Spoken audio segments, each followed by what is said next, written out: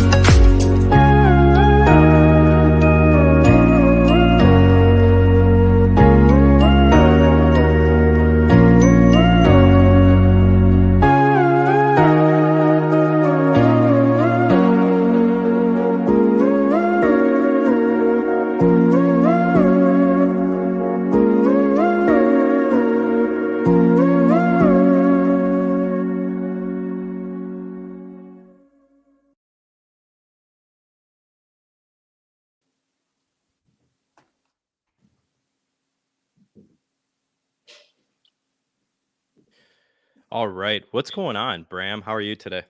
I'm doing well. How are you? I'm living a dream, man.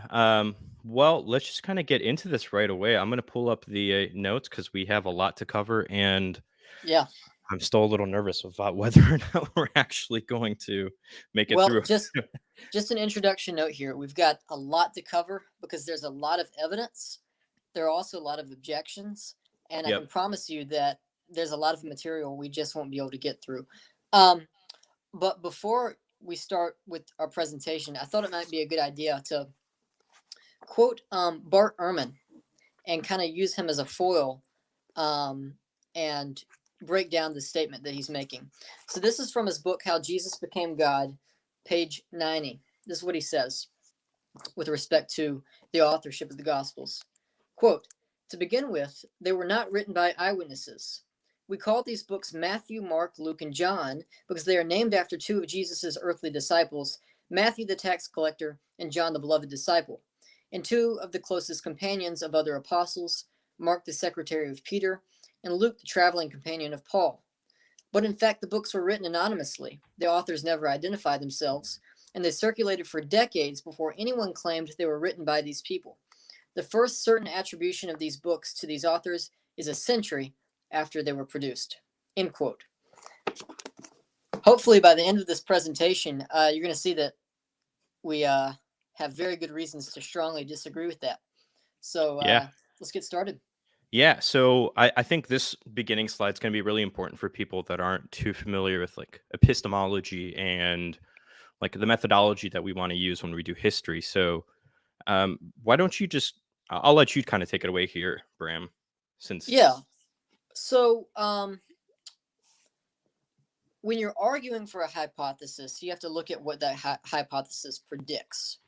In this case, our hypothesis is the hypothesis of traditional authorship, that Mark was written by Mark, that Matthew was written by Matthew, etc. We also have to look at what the negation of that hypothesis, the counter hypothesis, predicts. And if the data that we actually observe shows up to be in favor of what we predict on the traditional hypothesis, then that's evidence for the traditional hypothesis. So I think it's a good idea to actually start on what we would expect if the hypothesis of traditional authorship is not true. And I think a really good test case for this is the Epistle of Hebrews. Yep. So the Epistle of Hebrews is what true anonymity looks like. The author is not named in the text, but it's also clear that the early church really didn't know who the author was. By the beginning of the 3rd century, at least 4 different authors had been named for Hebrews: Paul, Barnabas, Clement of Rome, and Luke. And even later, some more authors were named.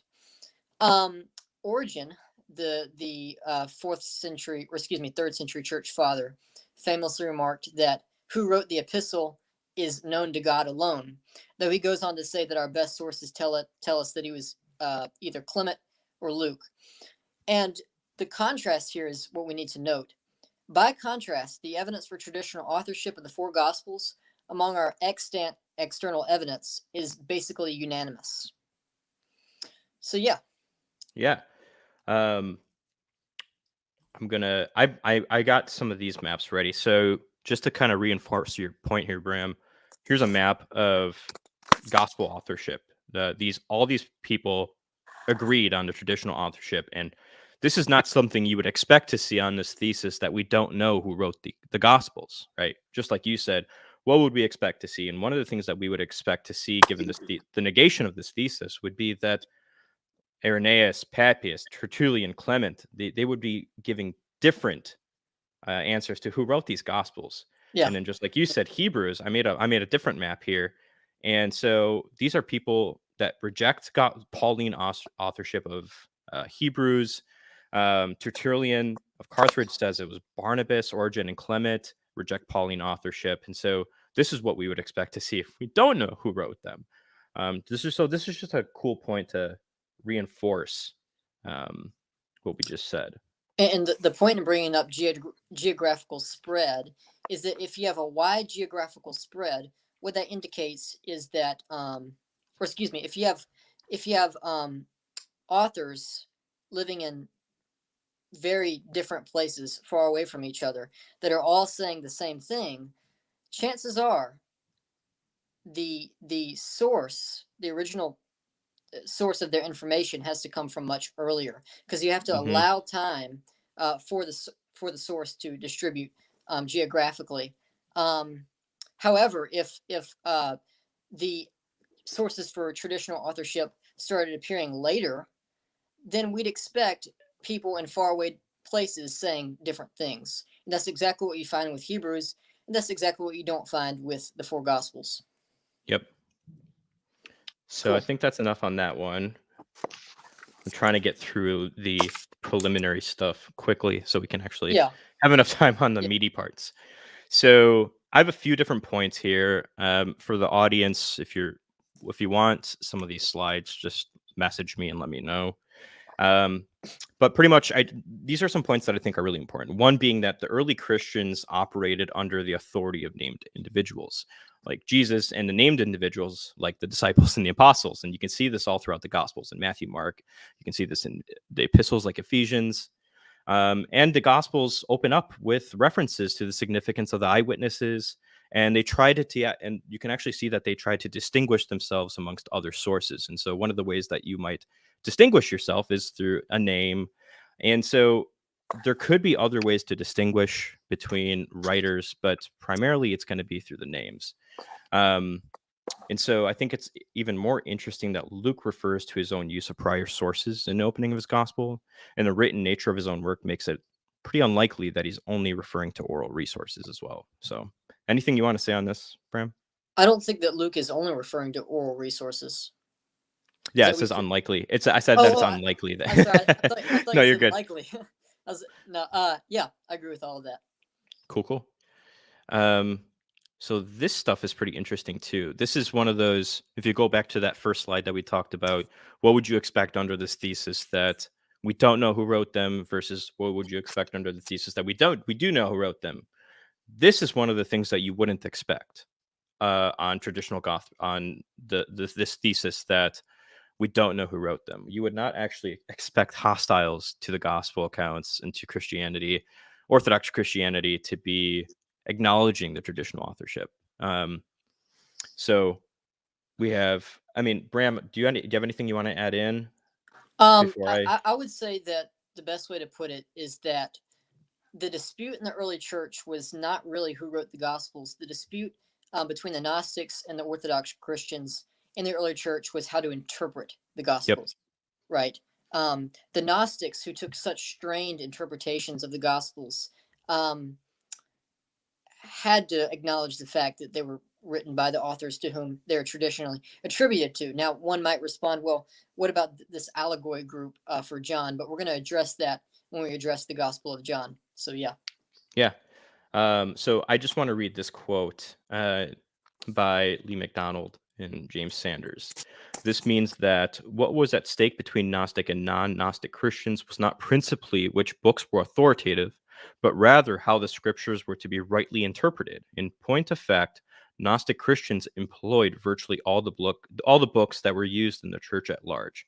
The difference lay not in the documents, but in different hermeneutical programs.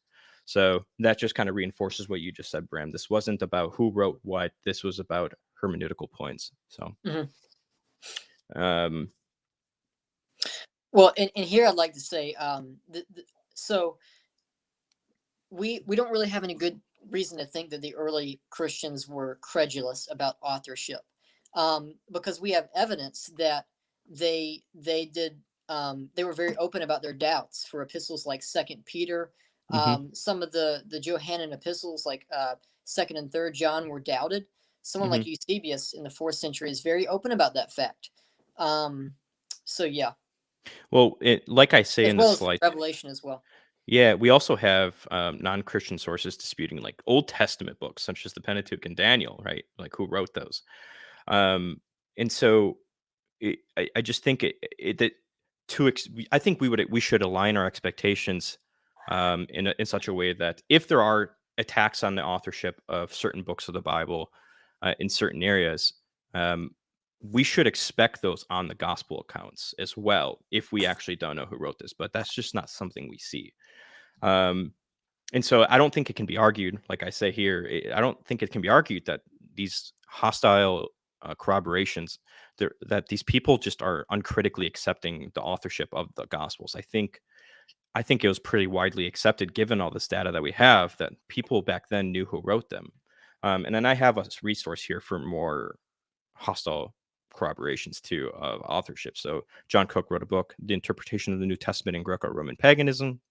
It's a book I highly recommend. There's a lot of interesting stuff in there. All right, cool.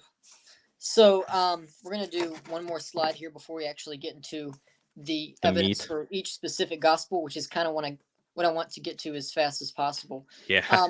But a word needs to be said about the early emergence of gospel titles.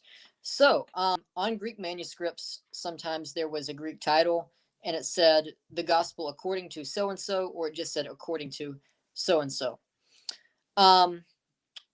So we have good reason to think, just a priori, that the churches would have needed to distinguish one gospel from another as soon as they had more than one in either their library or had more than one that they were using in their worship services.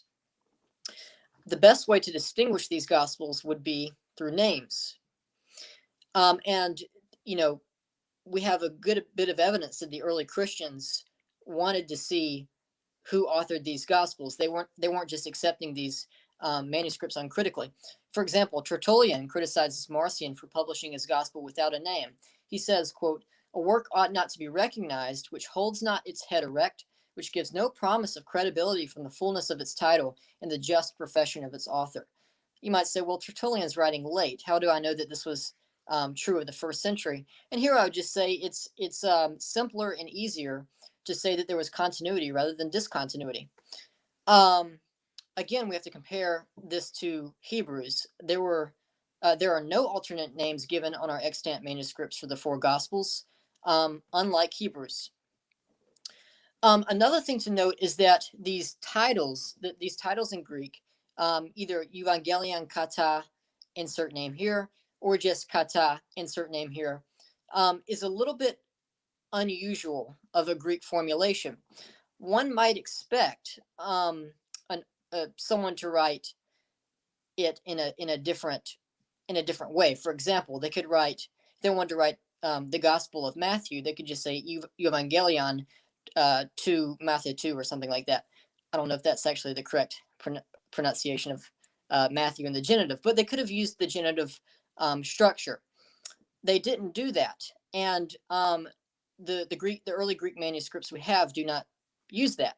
So the fact that they're sharing this similar grammatic structure again shows that these titles seem to have emerged early, because it's unlikely that they would all have similar grammatic structures if these emerged from a late period.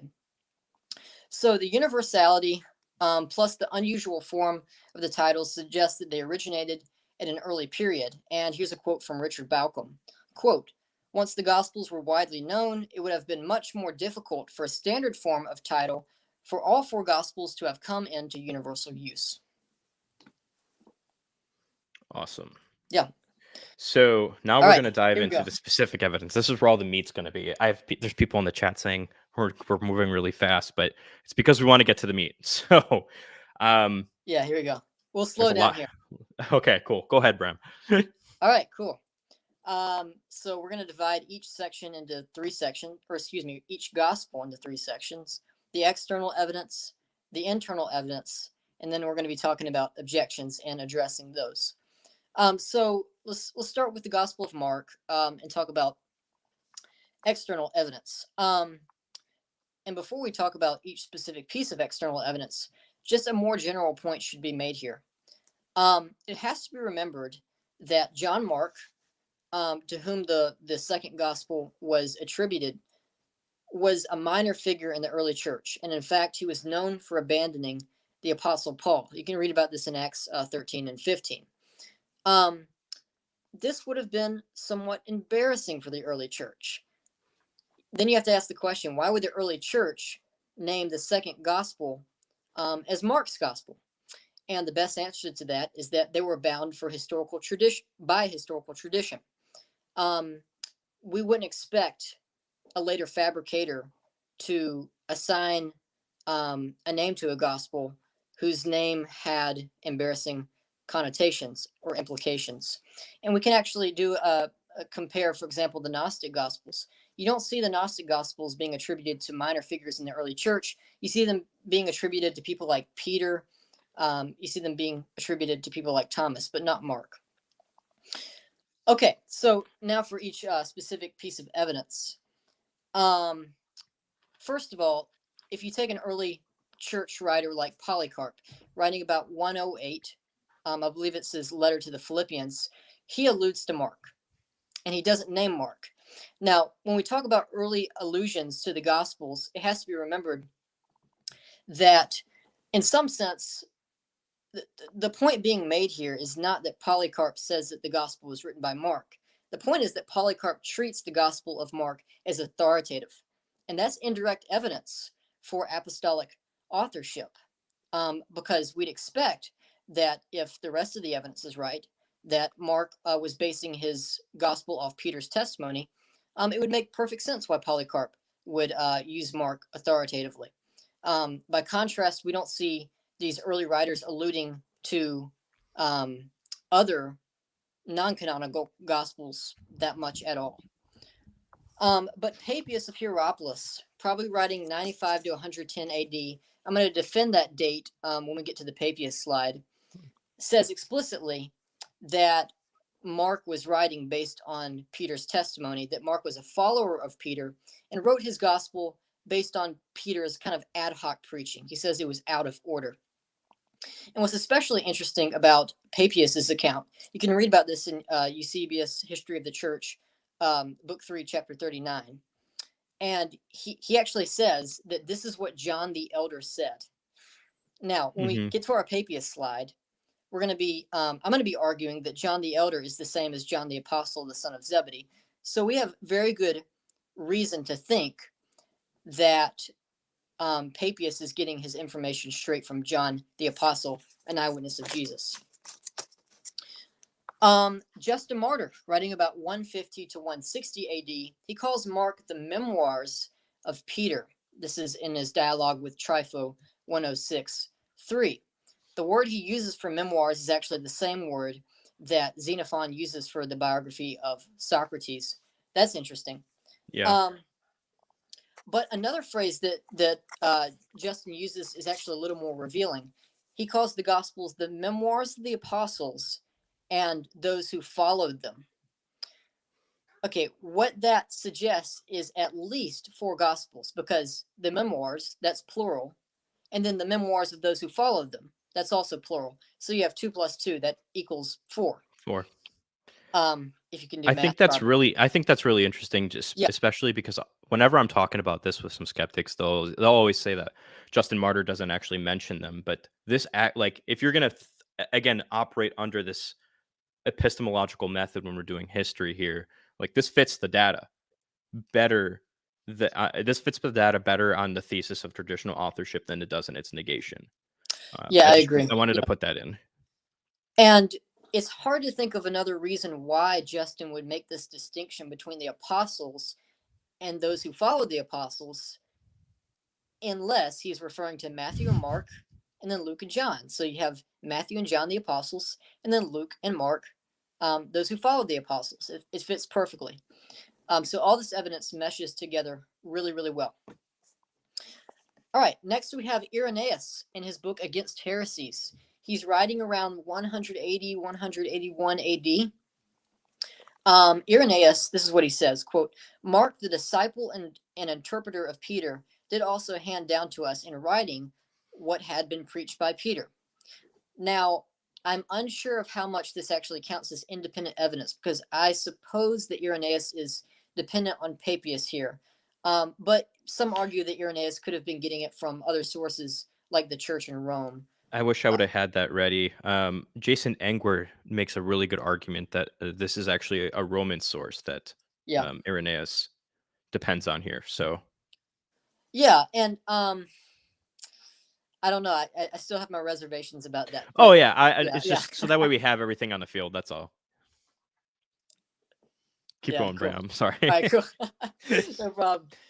Then we have Clement of Alexandria, probably writing about 182 to 202 AD. Clement says this, quote, when by the Spirit Peter had publicly proclaimed the gospel in Rome, keep that in mind. Rome is going to be an important location.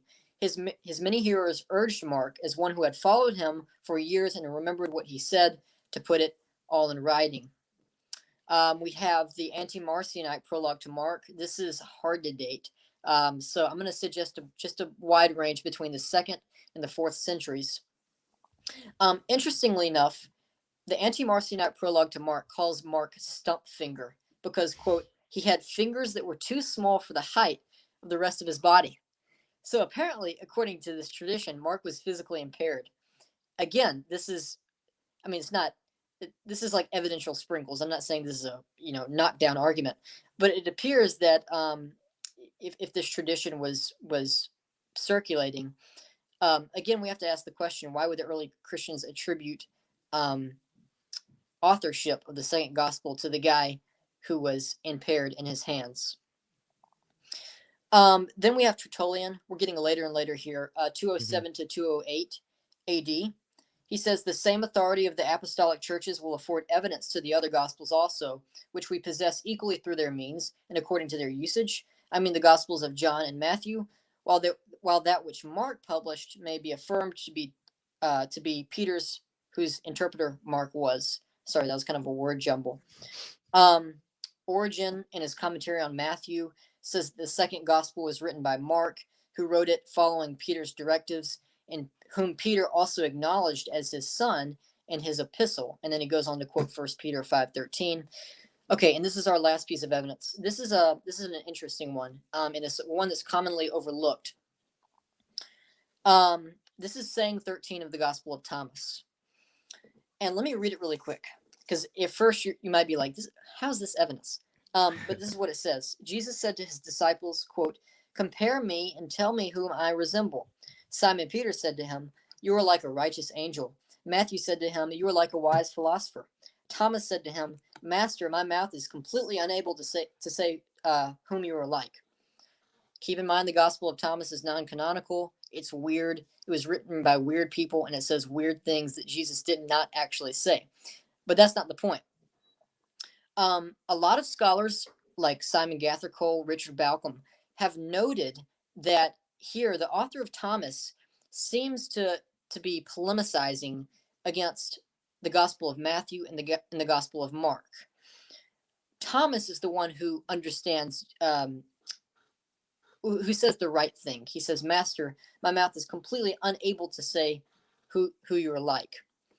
But Simon Peter, who in the early church was said to be the person behind Mark's gospel, says, "You're like a righteous angel." And then Matthew also says something about Jesus, "You're like a wise philosopher." So I agree with Gathercole and Balcom that saying 13 seems to be presupposing that there's this tradition that Matthew wrote Matthew and that Simon Peter was behind the Gospel of Mark that the author of Thomas felt that he needed to refute. So yeah, that's the external evidence. There's probably some more which I missed, but again, we're limited on time here. Awesome. So here's the Papias slide. Yeah, let's talk about Papias. We're gonna have another slide on Papias when we talk about his the Matthew problem and why he says that Matthew was written in the Hebrew dialect. So to people who are saying, why is that not on this slide? Don't worry, we're gonna get there. But Papias is one of the most important witnesses externally to traditional authorship. And I defend a dating of Papias around 95 to 110 AD. A few reasons for this. Eusebius seems to place him as contemporaries with Ignatius and Polycarp and all these other late first century guys. So Eusebius discusses him in book 3 of Historia Ecclesiastica, where he discusses events no later than the reign of Trajan, and that was from 98 to 117 AD. And in book 4, the very next book, he opens up with the 12th year of Trajan's reign in 109 AD. So Papias is being placed in a discussion that ranges from like at most 117 AD. But even better evidence, I think, is Eusebius's Chronicon. And there he lists John, Papias, Polycarp, Ignatius, all late first century guys in that order. And next to this entry, as part of his running table of dates, he has the year 100. So Eusebius is unequivocally placing Papias as contemporary with these people at the close of the apostolic age. Now, a few more points to make about him and why we can trust him and what he says about the Gospels. I have to quote a fragment from which Eusebius quotes from Papias, and this is Historia Ecclesiastica, book 3, chapter 39, and then number 4. And this is what he says. I'm using Paul Meyer's translation here. "And whenever anyone came who had been a follower of the elders, I asked about their words, what Andrew or Peter had said." That's the word apin. In Greek, it's in the aorist tense, which means it's a past tense verb. "Or Philip or Thomas or James or John or Matthew or any other of the Lord's disciples, and what Aristion and the presbyter John, or the elder John, disciples of the Lord, were still saying," legusin. In the Greek, that's in the present tense, which denotes a continuous action. The implication of this is that John the Elder and Aristion are still alive while Papias is compiling his information. And then this brings up another question. What is Papias's relation to John? So we have a bit of evidence that Papias was just a disciple of John. Irenaeus calls Papias a hearer of John, the same phrase he uses for Tatian. Irenaeus says that Tatian is a hearer of his mentor Justin Martyr. The Anti-Marcionite prologue calls Papias John's dear disciple, and the notoriously unreliable Philip Aside calls Papias a disciple of John the theologian. So that's pretty good evidence. At the same time, when we look at the fragment itself, it seems to support Eusebius's own conclusion that that Papias was getting his information at one remove from John, because he says, "I got my information from the followers of the elders, not the elders themselves." Now, you might be able to harmonize these statements, but I just remain agnostic about whether Papias was actually a hearer of John or whether he was getting his information from at least one remove.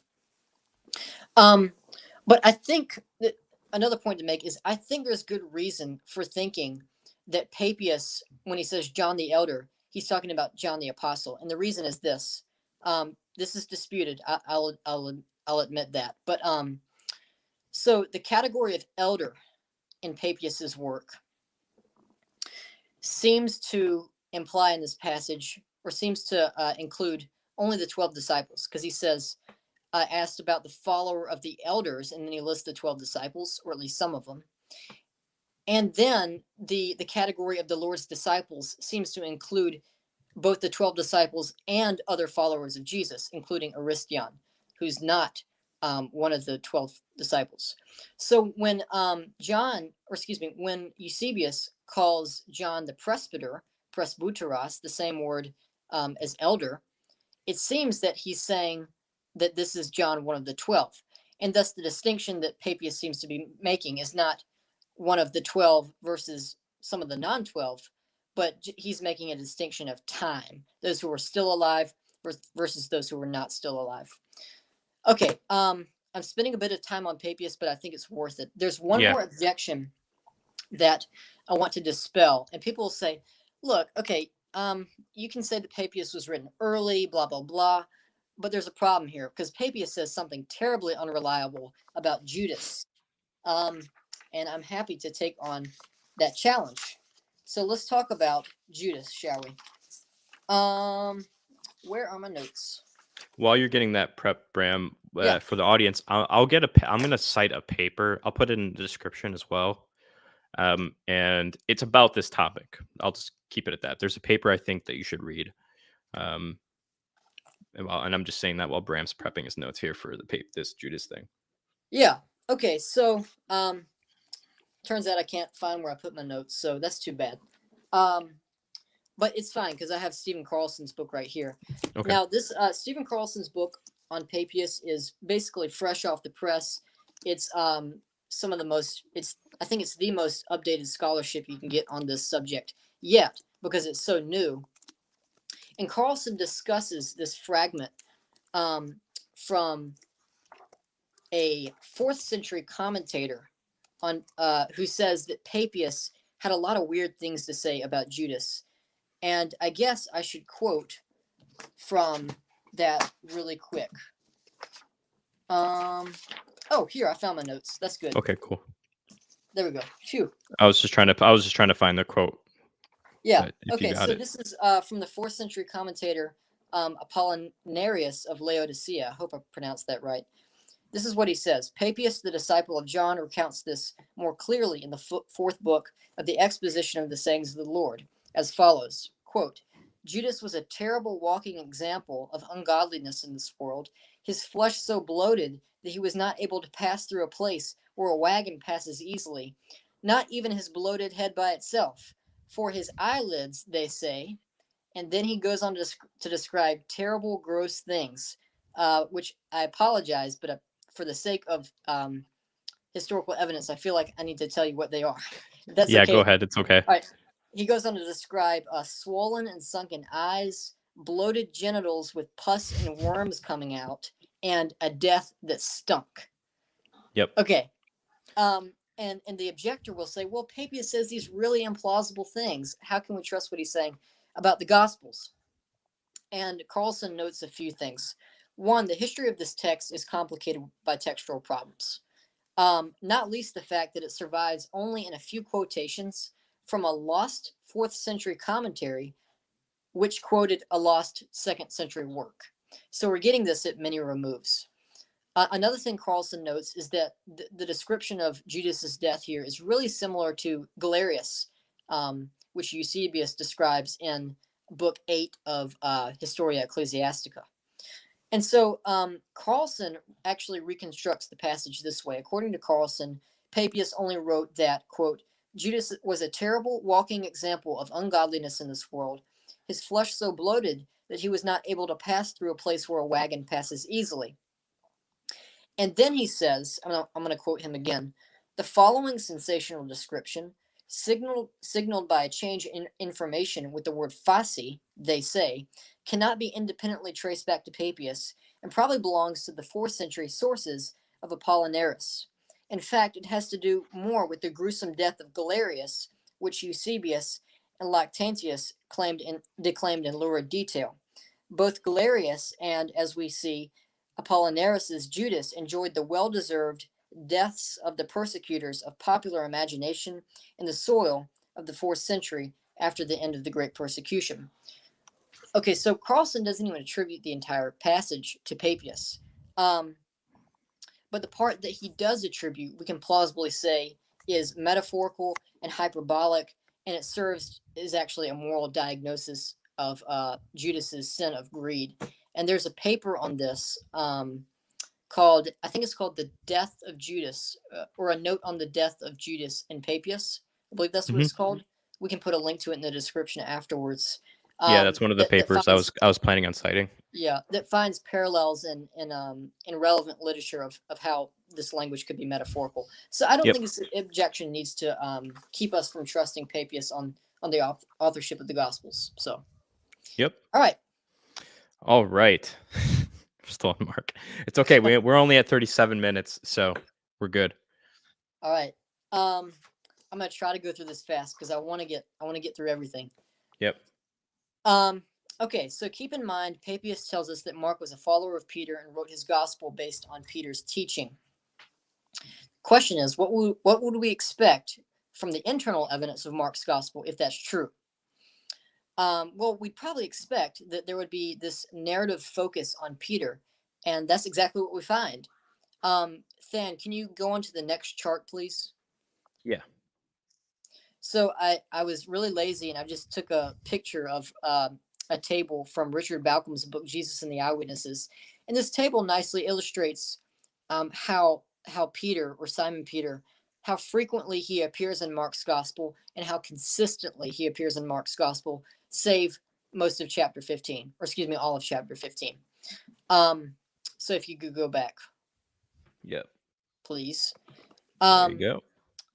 So there's this narrative focus on Peter, but not only that, Peter, aside from Jesus, is mentioned most in Mark more than anyone else in the gospel, and more than anyone, or how do I say this? Mark focuses on Peter than the other gospels as well. Some other indications, Mark 1:16 and Mark 16:7, interestingly enough, Peter's name is emphasized. Like if you take just Mark 16:7, it says, go tell the disciples and Peter. Well, Peter is a disciple. So why is Mark saying the disciples and Peter? Well, plausibly, he's indicating his eyewitness source there. Mark is written in a rough style of Greek, what we'd expect of a Jewish Christian. Remember the evidence that we cited that Mark was written in Rome. This fits the patristic evidence really well because we have in Mark various Latinisms. To quote New Testament scholar Robert Gundry, the unusual profusion of Latinisms in Mark favors a setting in Rome. There's no way I'm going to go through all of these, but for example, the verb fragilao, to flog, is a Roman word. The word for poll tax, kaintsas, is a Roman word. As you can see on the slide right there, Mark uses some kind of Latin idioms, which he writes in Greek. And one of my favorite ones is if you go to Mark 6:48. Mark, excuse the pun, marks the time. That was a terrible pun. He marks the time. I was laughing at a comment, but oh yeah. but the pun was funny too, or you could say it was punny. You're laughing. Keep going, Bram. So Mark marks the time as the 4th watch of the night. What's interesting about this is that this refers to a Roman reckoning of time, because Romans reckoned time in groups of 4 watches. A Jewish reckoning of time only included 3 watches. So we have pretty good internal evidence that Mark was written in this Roman environment. Mark has various Aramaisms, various Aramaic words, which fits a Jewish author of Palestinian origin, because Jews of Palestine spoke Aramaic. And two more pieces of really cool evidence. Actually, I might do this. I might have to skip the plural to singular narrative device if I'm going to get through everything That's fine. within this time span. So let's just note one more. Peter's sermon in Acts 10 aligns really well with Mark's layout. So if you could skip 2 slides. There you go. Sorry, one more. Okay, if you can squint your eyes here. Okay, I'm going to see if this will work. Yeah, that's great. Thank That you. might help out a little bit better, but... All right. If you can squint your eyes here, we can see that the sermon that Peter delivers in the book of Acts finds a lot of similarities with the Gospel of Mark. And interestingly enough, it's Peter who's delivering the sermon, the very guy who's said to be behind the Gospel of Mark. The order in which the sermon goes, he starts with telling the good news, and then he goes to the baptism, then being anointed with the Holy Spirit, then Galilee, then unleashing and healing, unleashing demons and healing and all that. Then he talks about Jerusalem, then he talks about the crucifixion, then the resurrection, etc. That's the exact layout we find in the Gospel of Mark, which is really, really cool. So yeah. Awesome. Hopefully I do. That's there we go. It worked. indirect Cool. I've never confirmation. done that before. I was really impressed that I got that to work. You ready for the next slide? Yeah, I'm good. Cool. Eddie goes, is Bram human? He's like a machine, not easily distracted. Keep going, Bram. Squirrel. As I try to distract him. Yeah.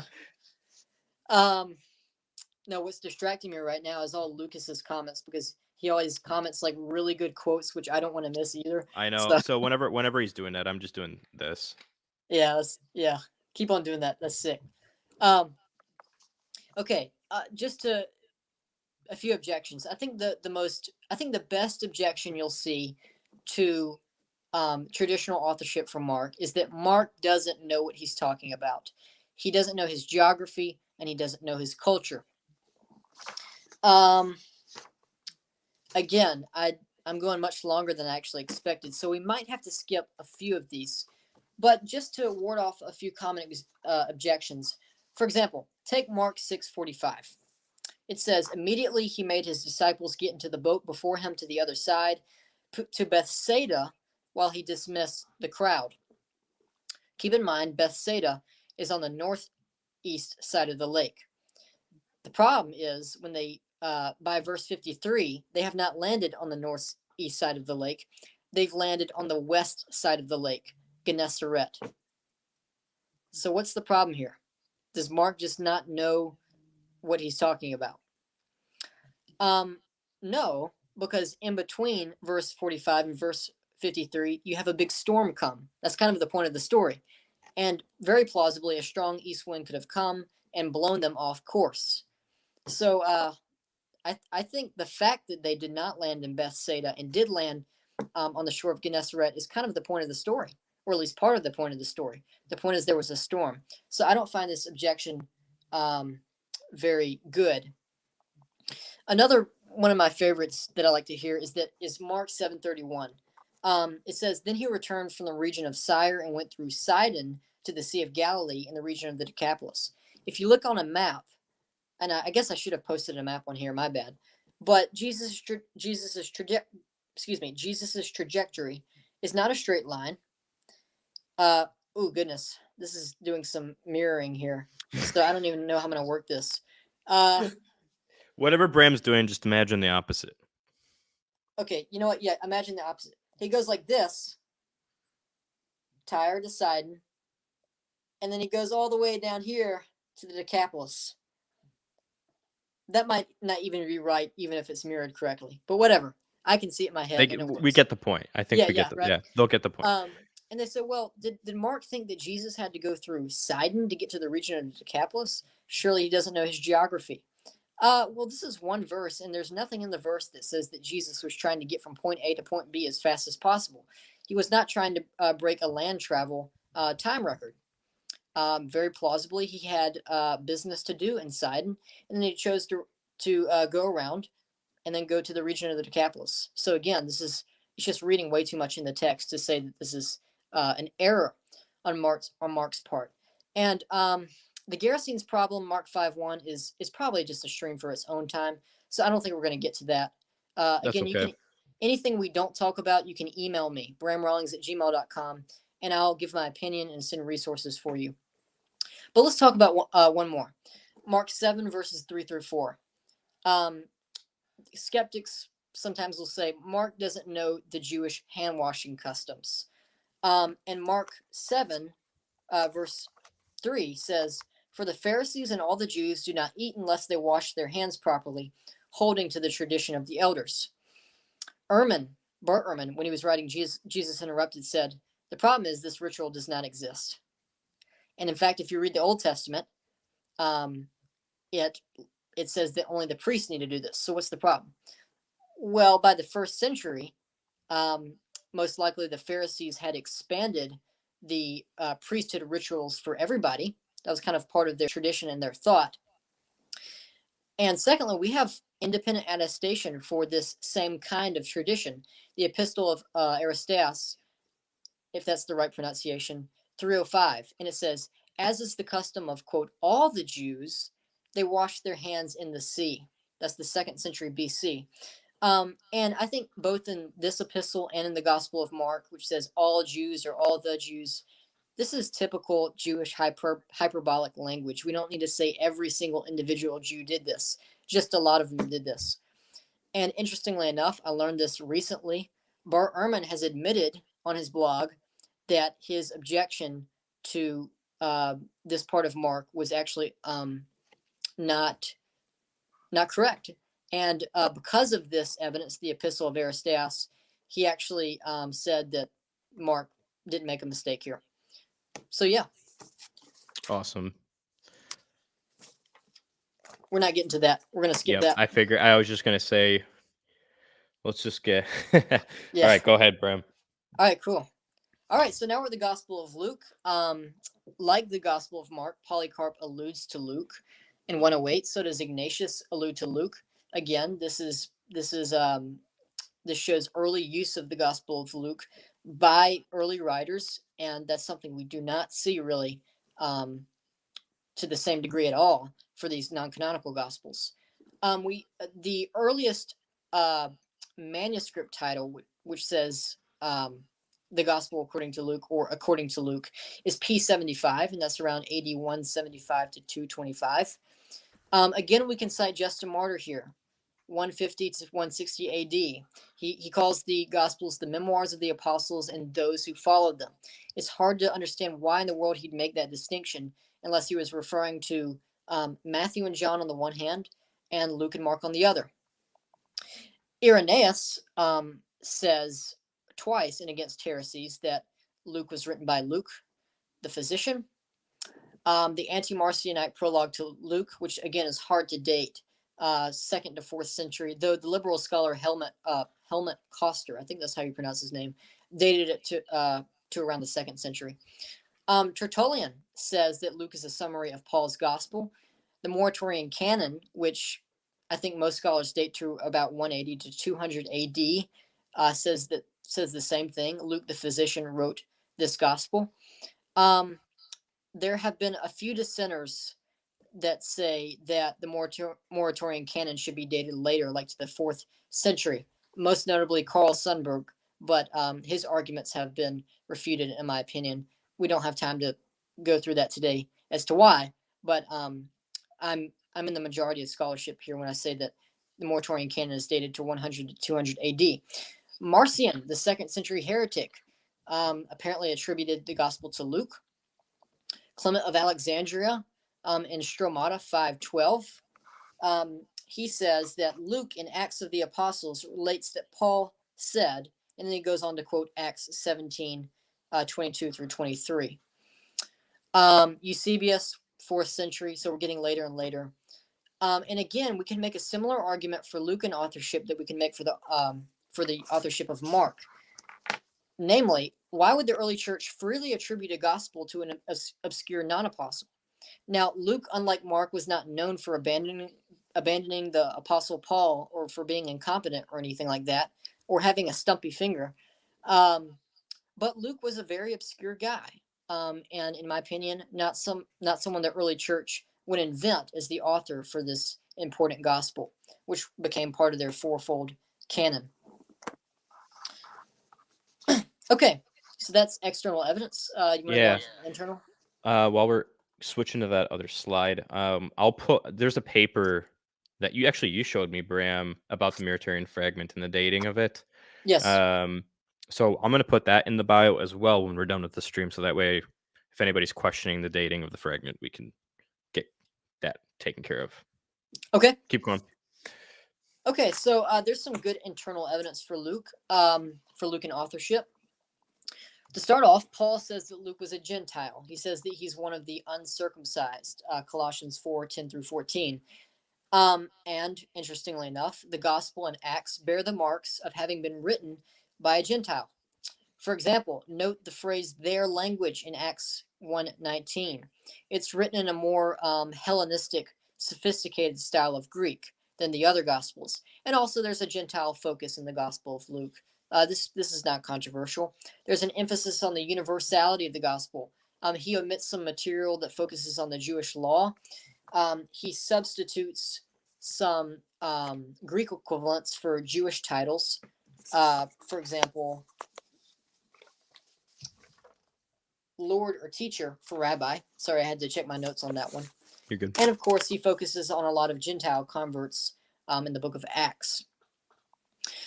Also, keep in mind that the 2-volume work by Luke in both introductions says that he dedicates these books to Theophilus.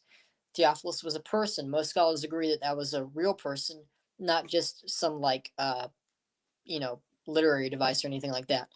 And we also have to point out that a book bearing the name of whom the person who it's dedicated to is likely to have the author's name attached on the tag. Luke is not going to give this book to Theophilus and Theophilus not know who it comes from. And I think the grammar of that second bullet point is off. I think there are a few typos there, which is why I was a little confused. That could be wrong, though. Lastly, we have the we passages. So these famous we passages occur in the book of Acts, and this is where Luke says that we did this and we did that. And these passages appear precisely in the places where we'd expect a companion of Paul to be. For example, the sea voyage in Acts 27. So yeah, I think we're getting through Luke faster than we did for Mark, so that's good.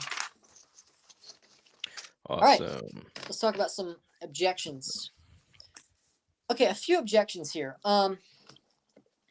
First of all, we have alternate explanations that some scholars pose for the we passages. They say that we could indicate no more than Luke's use of a prior source. So it's not that Luke actually is writing we. Luke is just borrowing this from a source that said we.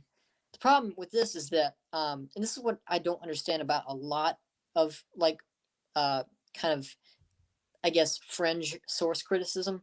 It seems obvious to me that Luke is not copying and pasting and just forgetting to edit some things out. It seems that Luke would edit these awkward grammatical we's out, right? He would have smoothed out the grammar. Interestingly, in the 70s, a scholar named Vernon Robbins argued that these passages belong to a, quote, sea voyage genre, that they are not actually indications of eyewitness presence, but they're part of this, they're like rhetorical or literary devices that belong to this unique sea voyage genre. And for there, I'm just going to leave it up to the scholar Colin Hemer, who responds to Robbins. Colin Hemer wrote a great defense of Acts. It's called The Book of Acts in the Setting of Hellenistic History. And this is how he responds to Robbins. Quote, nothing said here disposes of the fact that voyage narratives are often couched in the we form, but this is a natural tendency dictated by the situation. Such accounts are indeed often in the first person because they recall personal experience. and plural because they recall communal experience. That tendency is as true of colloquial English as it is of literary Greek or Latin, but it is no proof of the existence of a literary style appropriate to what was not personal experience. In other words, there really is no good evidence for this unique genre of sea voyage literature, which standard used we passages as literary devices. So the best route that the objector can take is to just say that Luke is lying here. But there are problems with that too, because we'd expect a fabricator to draw more attention to these we passages if he wants to fake himself as an eyewitness. Luke uses these lightly, modestly, and sporadically. And there are places where he could have put them, which would have been far, more useful. For example, at Pentecost or at the empty tomb, for example. But no, we just see them in these random parts in Acts where Luke happened to be. I think a stronger objection is that Luke contradicts Paul's theology, and that Luke's history contradicts Paul's history. I'll try to go over this as fast as possible. The objection is framed this way: if Luke is so different than Paul, if Luke's theology is different than Paul, and the Lucan Paul is different than the real Paul that we know from his letters, it's very unlikely that the author of Luke could be a companion of Paul himself.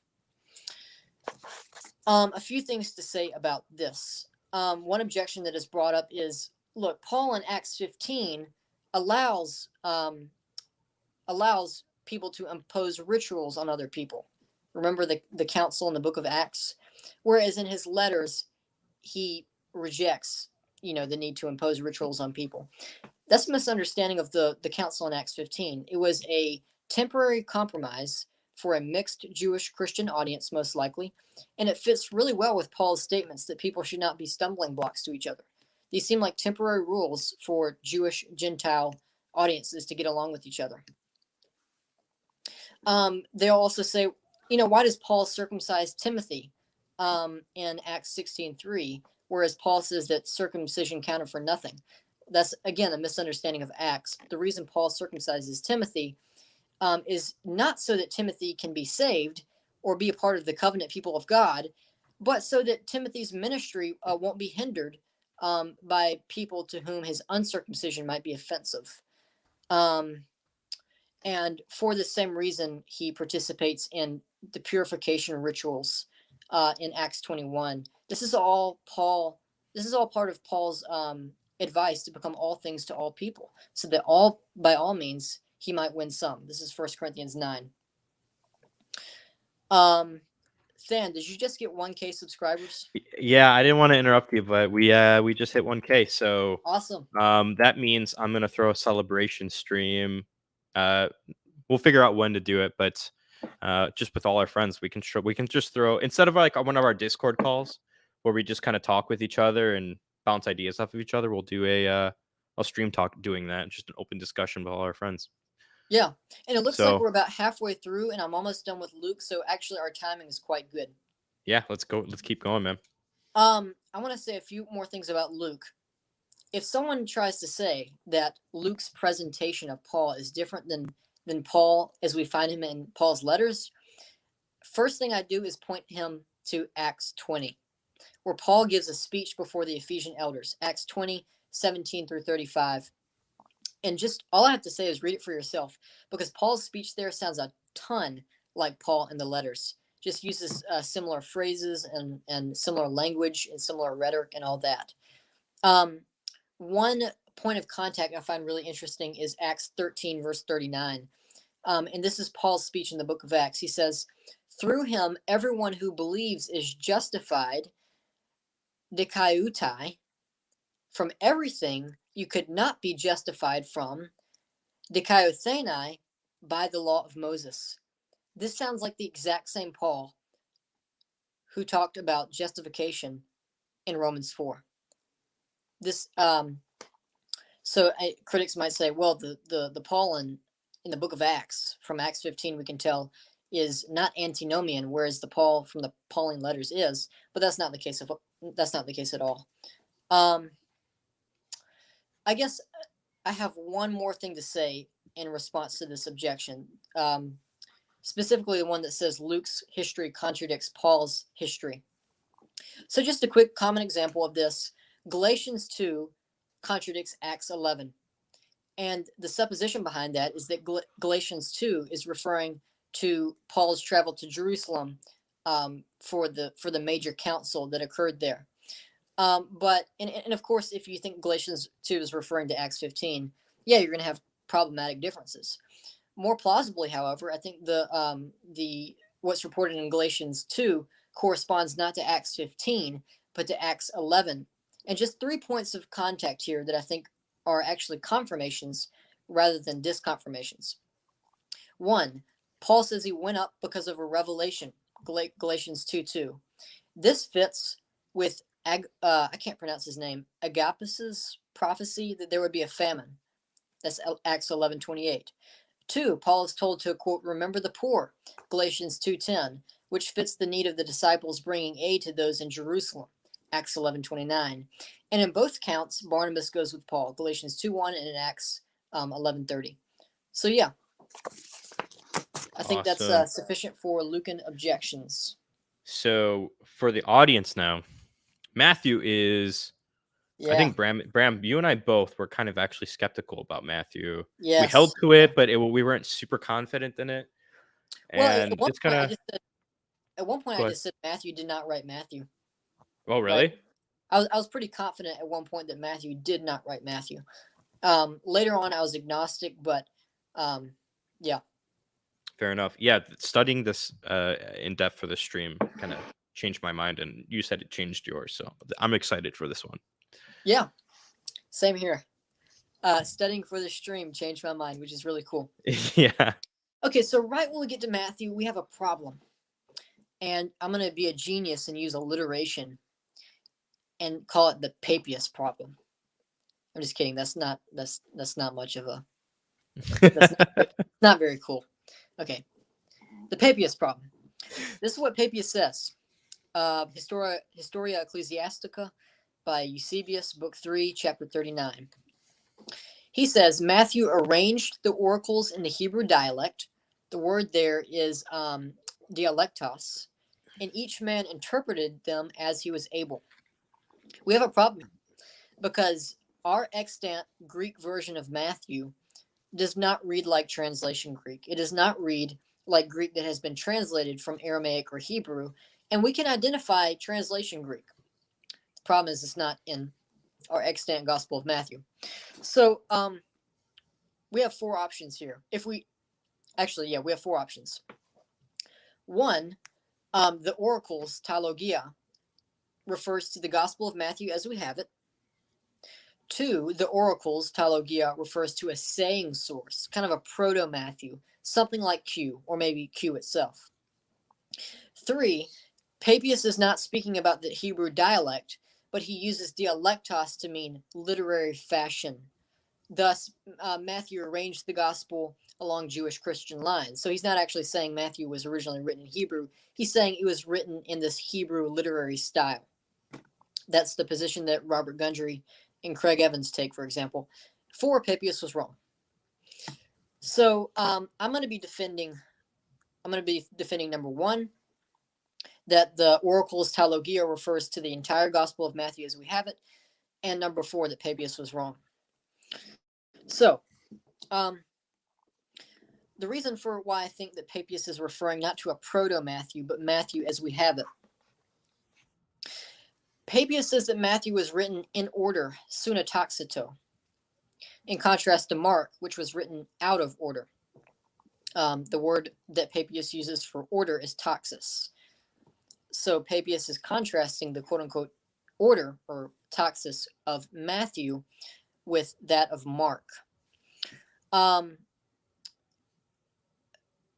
seems to be referring, actually, let me back up and talk about what taxis means. Some scholars, I think, have mistakenly said that taxis means or refers to chronological order. This is the view Balcom takes. This is the view Martin Hengel took. I actually side with the group of scholars who say that taxis does not mean chronological order, but literary arrangement.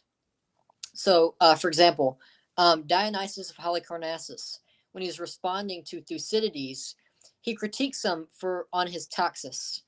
And he doesn't say that your history that you wrote is all out of chronological order. He says it doesn't have a proper beginning and it doesn't have a proper ending. And he says if it has a proper beginning and a proper ending, then it will have proper taxis. So Papias seems to be referring to a gospel with a beginning and ending like Matthew's. So just think about it for a second. If Papias implies that Matthew does have taxis, when he says that Matthew sune taxito, his gospel, compiled his gospel, and he says that Mark does not have taxis, if he's referring to chronological order, that's really strange because Matthew, for the most part, follows the chronology of Mark. But it becomes explainable when we look at how Mark begins and how Matthew begins. Mark begins abruptly with John the Baptist. Matthew starts with the virgin birth and so on. So I think that's what Papias is referring to when he talks about order versus not order. But of course, if Papias is referring to a gospel with the virgin birth and so on, it doesn't seem like he's referring to a saying source. It seems like he's referring to a gospel with beginning and ending and narrative and all that, which I think is best taken as our current gospel. Unless you want to say that Matthew wrote two gospels, but I think that's just too complicated and ad hoc. Okay, so really at this point, we kind of have to say that Papias made an error, but I think he made a small error in good faith. For example, Papias was living in Hierapolis. He was speaking Greek. He did not know Aramaic, most likely. He knew, however, that Matthew was writing in a Jewish style and that he was writing to a Jewish audience. So I think that Papias's statement that that Matthew wrote in the Hebrew dialect was actually his own mistaken inference. Now, the reason I don't take the view that dialectos refers to literary fashion, my bad, that's my alarm. You're good. The reason I don't take the view that Matthew is referring to literary fashion with the word dialectos is because that's not usually how the word is used. And basically every church father after Papias did not interpret him that way. And they were in a better position to know because they could actually read Papias's 5-volume work, whereas it's lost for us. So yeah. Phew, that's complicated. Okay. Yeah. It's all okay. Right. Let's talk about Matthew's other external evidence. Matthew was more widely copied than Luke and Mark, which implies that the early Christians were taking this as authoritative. Polycarp alludes to Matthew. Ignatius alludes to Matthew again, which is evidence that they considered this gospel authoritative. Again, compare the fact that they do not do that to the same degree at all with non-canonical gospels. The earliest manuscript attestation we have for Matthew's authorship is this P4 flyleaf. Gathercole dates it to the late 2nd or early 3rd century, and it has the title Gospel According to Matthew. I accidentally repeated Ignatius twice. So yeah. Justin Martyr, we're going to bring back his quote there. The memoirs of the apostles and those who followed them. That fits best with this, fourfold gospel canon, Matthew, Mark, Luke, and John that we're talking about. Irenaeus, about 180 AD, says that Matthew wrote while Peter and Paul were in Rome. And here I think you can make a better case that Irenaeus is relying on a document other than Papias, which Jason Ingwer thinks, if that's how you pronounce his last name. We can cite also the Gospel of Thomas 13 again, about 140 to 180 AD, where Thomas, the author of Thomas, seems to be trying to refute Matthew's gospel and Mark's gospel, and trying to say that his gospel that he's writing has more authority than theirs does. And lastly, AD 175, Claudius Apollinaris of Hierapolis, that's a mouthful, concerning the Quartodeciman controversy, which is the controversy in the early church about when, I believe it's when Passover should be celebrated, or when Easter should be celebrated. The churches in Asia Minor used a different calendar than other churches, I believe. I could be mistaken about some details in that, but this is what he says. They explain that Matthew says this, or so they think. Therefore, it is the case both that their opinion disagrees with the law and that the Gospels seem to contradict him. The clear implication of that is that Matthew is a gospel written by Matthew. Yep. All right. Okay. This is the really interesting stuff. Yeah. So this is actually what tipped me over onto the other side for Matthew's authorship, because some of the patristic evidence, given Papias's error, just kind of makes things confusing, right? But when we look at the internal evidence, it fits really well with the gospel being written by a tax collector. So if we just stop and think of who a tax collector like Matthew was, he was a Jew, so he presumably spoke Aramaic. But as a Roman tax collector, he'd have to write quickly in shorthand Greek. And he would also be acquainted with financial tax collector terms, which, interestingly enough, show up more in this gospel than in any other gospel. So the total references to money in Matthew is 44. In Mark, it's 6. And in Luke, it's 22. That's a lot.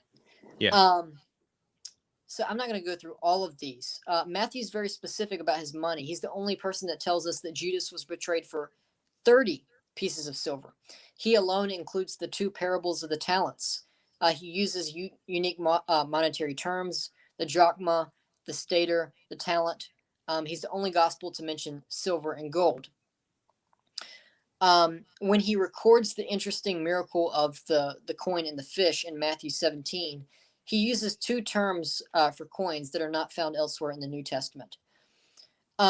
He shows his knowledge of how the tax collector system works, because in chapter 17, verse 24, Matthew refers to the collectors, who he calls lambanontes, of the, I'm going to screw up my terms here, the drachma, the drachma, whatever.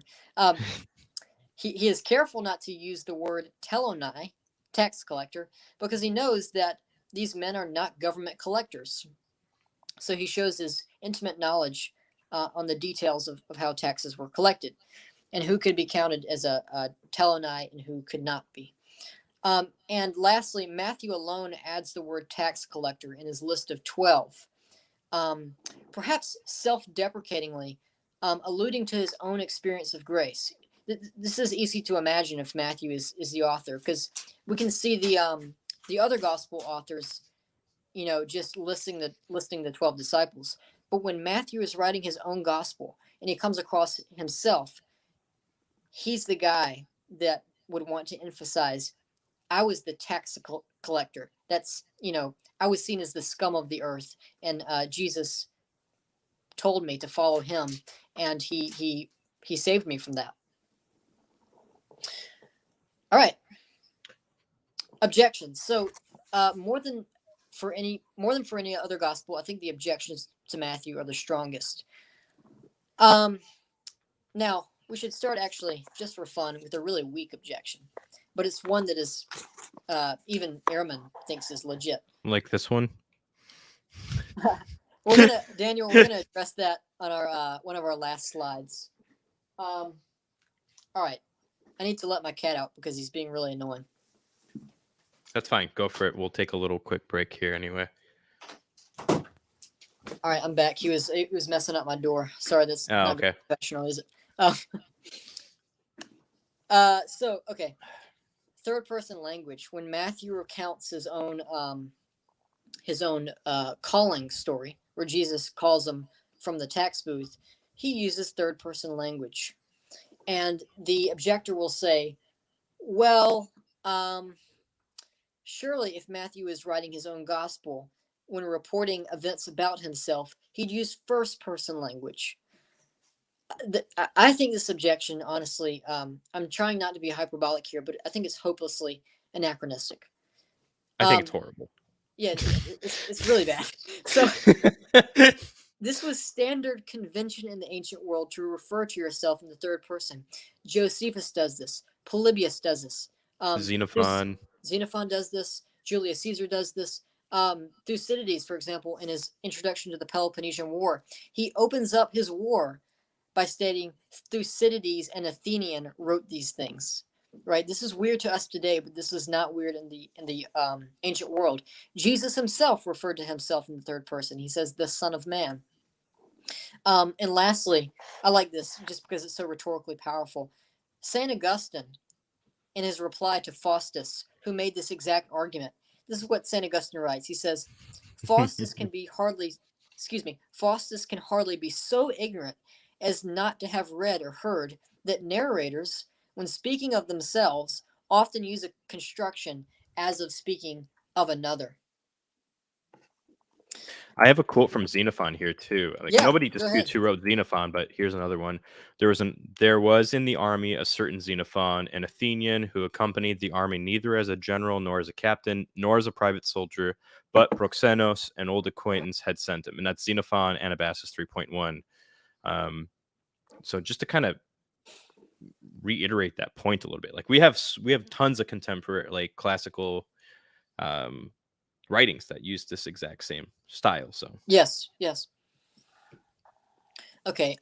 Looks like we've got about a 15-minute time window for the rest of Matthew, but I think we're actually going to go faster than that, so that's good. Okay, here's a stronger objection.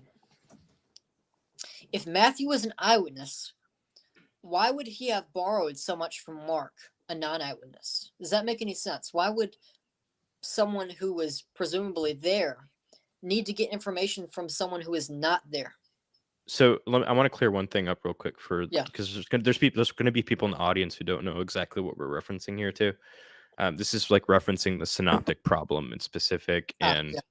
all that, like, which we can hit on in a different stream, but I'm just trying to give context to the audience that doesn't know about this kind of stuff. Yeah. That's all. Sorry, I should have made that clear. Yes. No, you're fine. You're fine.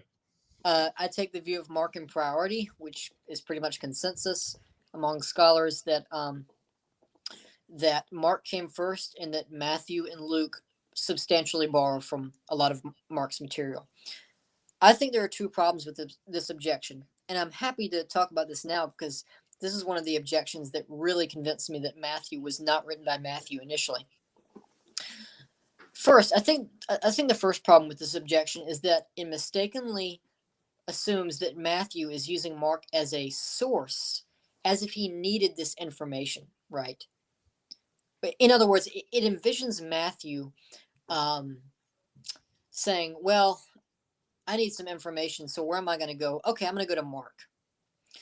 But rather, we can see Matthew not using Mark as a source for information that he needs, but as Matthew reworking and replacing Mark. In other words, we can plausibly envision Matthew saying, okay, there's already this gospel that's based on Peter's testimony floating around and circulating in the early church. I don't really feel like writing my own gospel because that's a lot of work.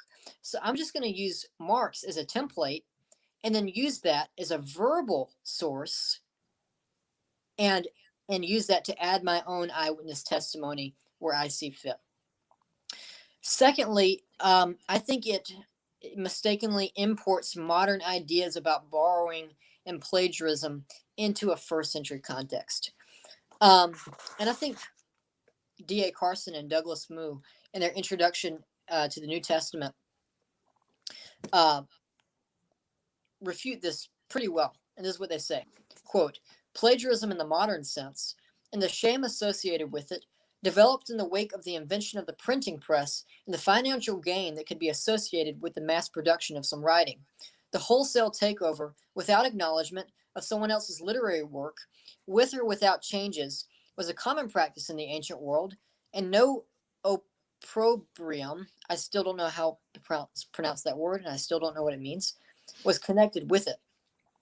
In that case, it is hard to think of a reason why an apostle might not also find the practice congenial, the more so if he knew that behind Mark's gospel was the witness of Peter. I think that's exactly right.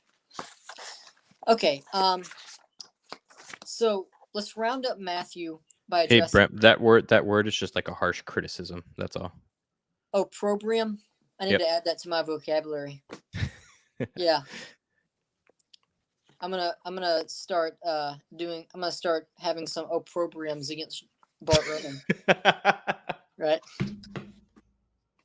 Okay, so let's That got me. let's place an opprobrium on this objection from Richard Balcom. I know I'm not using that word correctly. It's okay. Okay, so Balcom in his not his most recent, excuse me, but in his book Jesus and the Eyewitnesses, which I highly recommend, it's a very good book. He objects to Matthean authorship, and the main reason he objects to Matthean authorship is that if you look at Mark and Luke, they recount the calling of Matthew, and they call him Levi. If you read Matthew and you read the calling of Matthew in Matthew 9, he is called Matthew.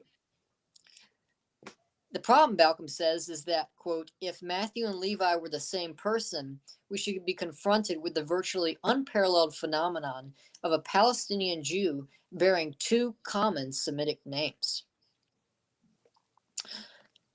A few problems with that. Actually, before I address the issue, Balcom's solution to this is peculiar. His solution to this problem is that the author of Matthew actually transferred the story of Levi's conversion to Matthew. It's really odd. And I honestly don't know why he thinks it's plausible. But in response to Balcom, we can say this. One, the prior probability of someone bearing two common Semitic names is one factor that we need to consider among many.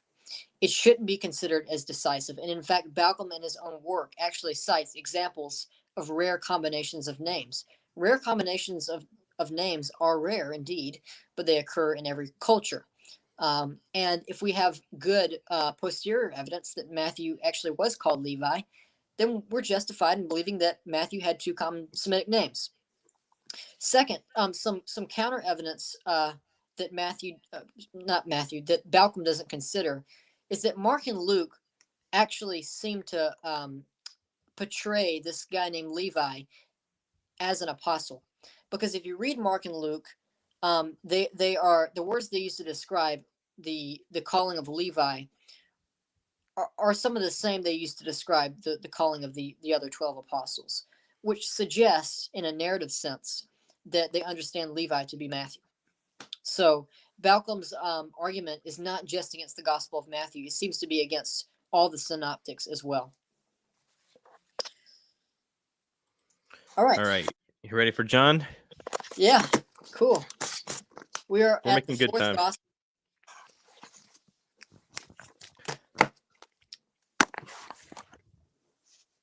The people here who are acquainted with some of the historical evidence for traditional authorship might find it peculiar why I'm starting with Papias, because Papias in our extant fragments from him does not say that John wrote John.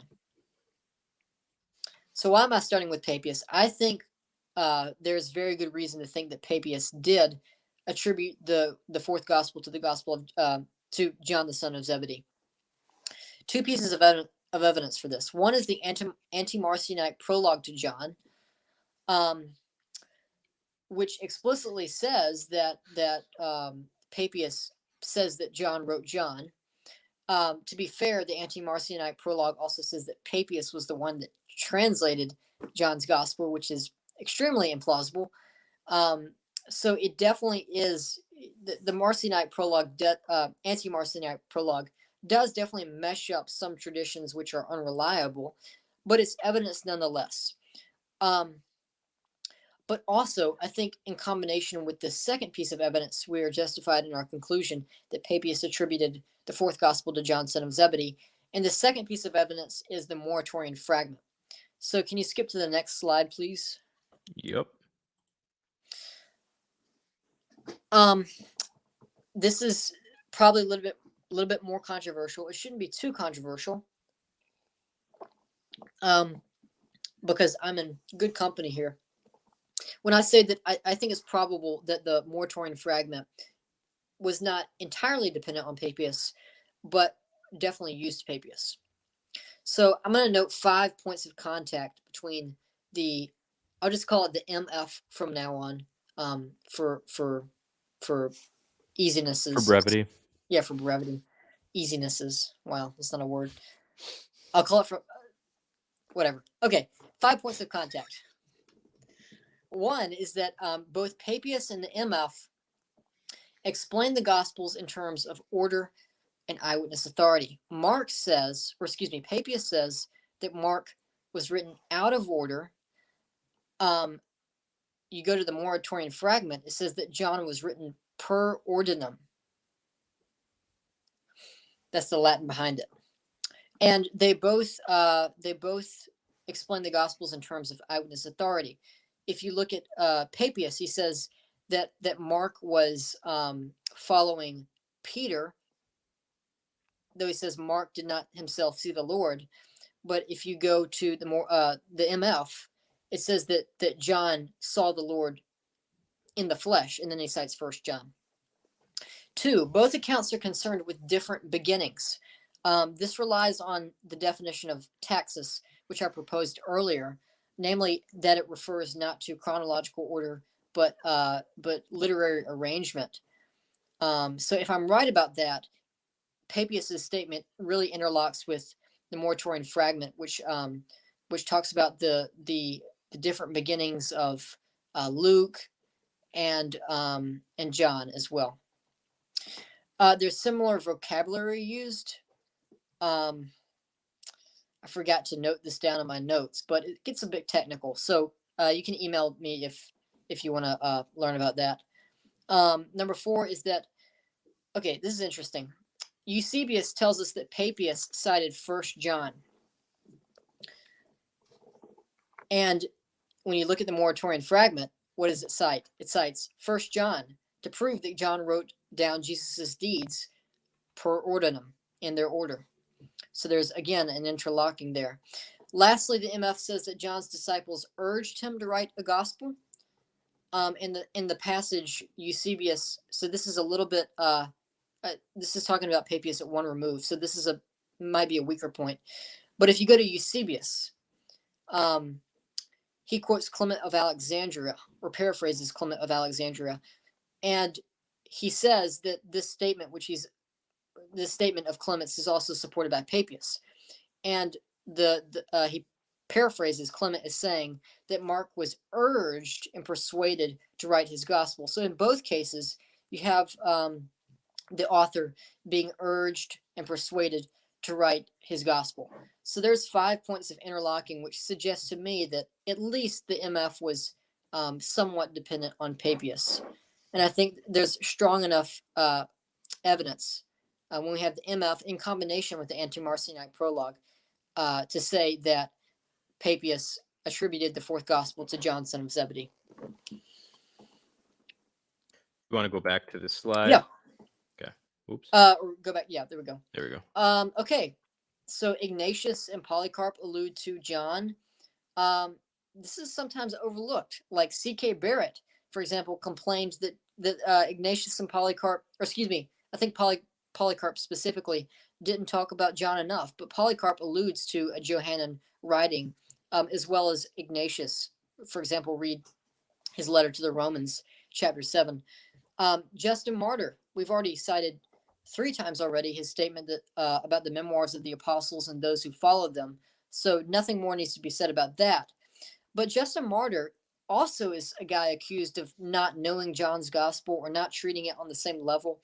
But Justin has this Logos Christology, which is really not explainable without him holding John to be authoritative. Let me go to some of my notes on Justin, because I've just been rattling off memory here.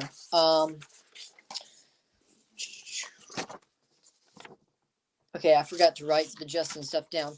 But Justin uses a bunch of Johannine terminology. He quotes John 3:3, albeit in a bit of a different form. He seems to be combining John 3:3 with Matthew 18:3.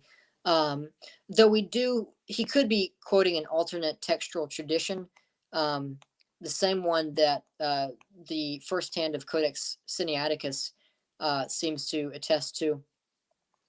But long story short, Justin knows the fourth gospel, and he treats it as on par with the other gospels because he seems to include it in the memoirs of the apostles. For example, in one passage, and I'm really disappointed, I forgot my notes here. Yeah, that's sad. Shoot, I should have gotten that chart ready. I'll see if I can put it Okay. Of early use while you're Yeah. talking. I'll see if I can get it.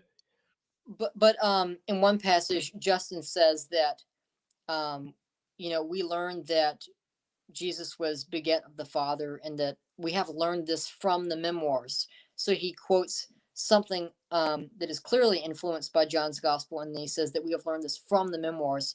So contra some scholars like Alan Culpepper, we have very good reason to think that Justin included John in his discussion of the memoirs. Tatian, about mid-160s, he quotes the Gospel of John in his address to the Greeks. He changes some of the language, but quotes it nonetheless. In his Diatessaron, I think that's after 180-70. Yeah, Lucas, that's right. Hill and Hurtado have definitely refuted the idea that Justin didn't know about John. So where was I? Oh yeah, Diatessaron. It's a harmony of the four gospels that Tatian composes, and he uses John a lot in that harmony, and it figures prominently in that harmonization. And so some scholars have said, like Raymond Brown, well, Tatian only adopted the Gospel of John after he fell out of orthodoxy. So Tatian actually, after Justin Martyr, his mentor, died, Tatian did start hanging out with the Valentinians and Marcionites, according to Irenaeus, or some people like them.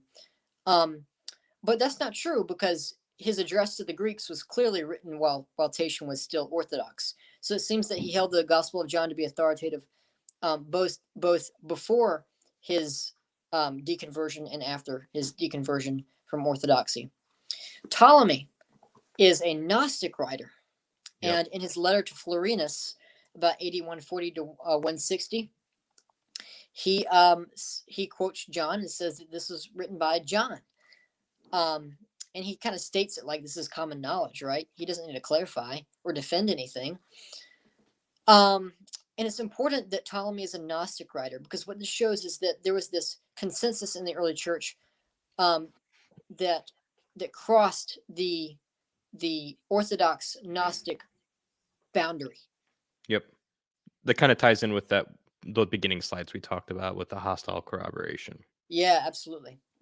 The Epistula Apostolorum, which was probably written before 8150, given some discussion of the parousia there, at least according to the Ethiopian text. If you take the Coptic text, you should actually date it before 120. Seems to imply that John is the author of John. I don't know if I have time to get into the weeds about that right now, but again, you can email me about this stuff. Theophilus of Antioch. This is the first unequivocal, explicit, orthodox attribution of the fourth gospel to John, son of Zebedee. And that's what Theophilus says, that John was written by John. Irenaeus says that John was written by the same guy that leaned upon Jesus's breast at the Last Supper, and he calls him John. A note about Irenaeus as well: from his letter to Florinus, we know that Irenaeus was in a good position to know about John's authorship, because the letter to Florinus, he's writing this to Florinus, who he says used to sit at the feet of Polycarp, and that Polycarp would be discussing stuff with John. So we know that from the letter to Florinus that Irenaeus was not many removes from John himself. And despite the unorthodox abuse of the fourth gospel, Craig Keener is absolutely right when it says that Irenaeus was undoubtedly relying on orthodox reports when he says that the fourth gospel is written by John. The Muratorian fragment, we've already talked about that. The Anti-Marcionite prologue to John, we've also already talked about that. Eusebius and Origen, these guys are late, no doubt. But what I want to draw attention to here is the fact that they speak of the universal acceptance of John. Origen, and I spelled Origen wrong on the slide, so I'm sorry about that. Origen rhetorically says, need I say anything more about John? Right? As if this is common knowledge.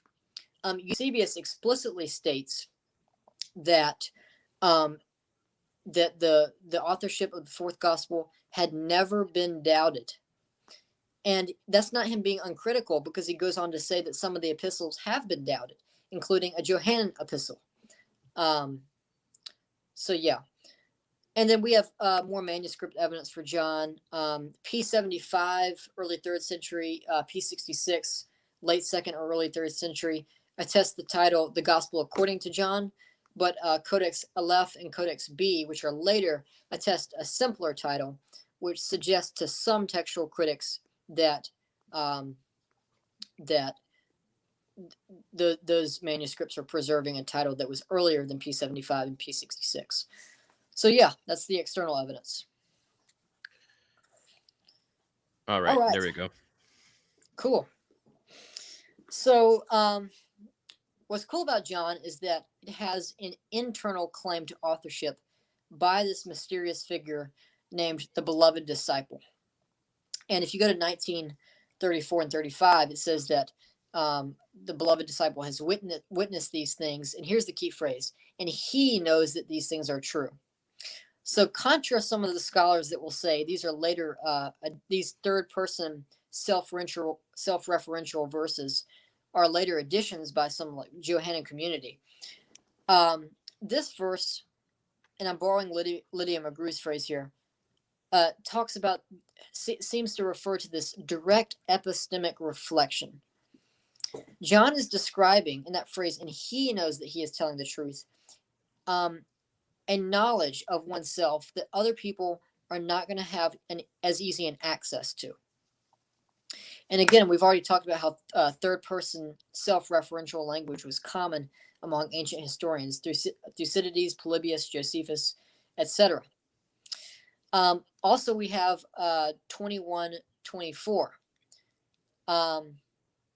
And we know that his testimony is true.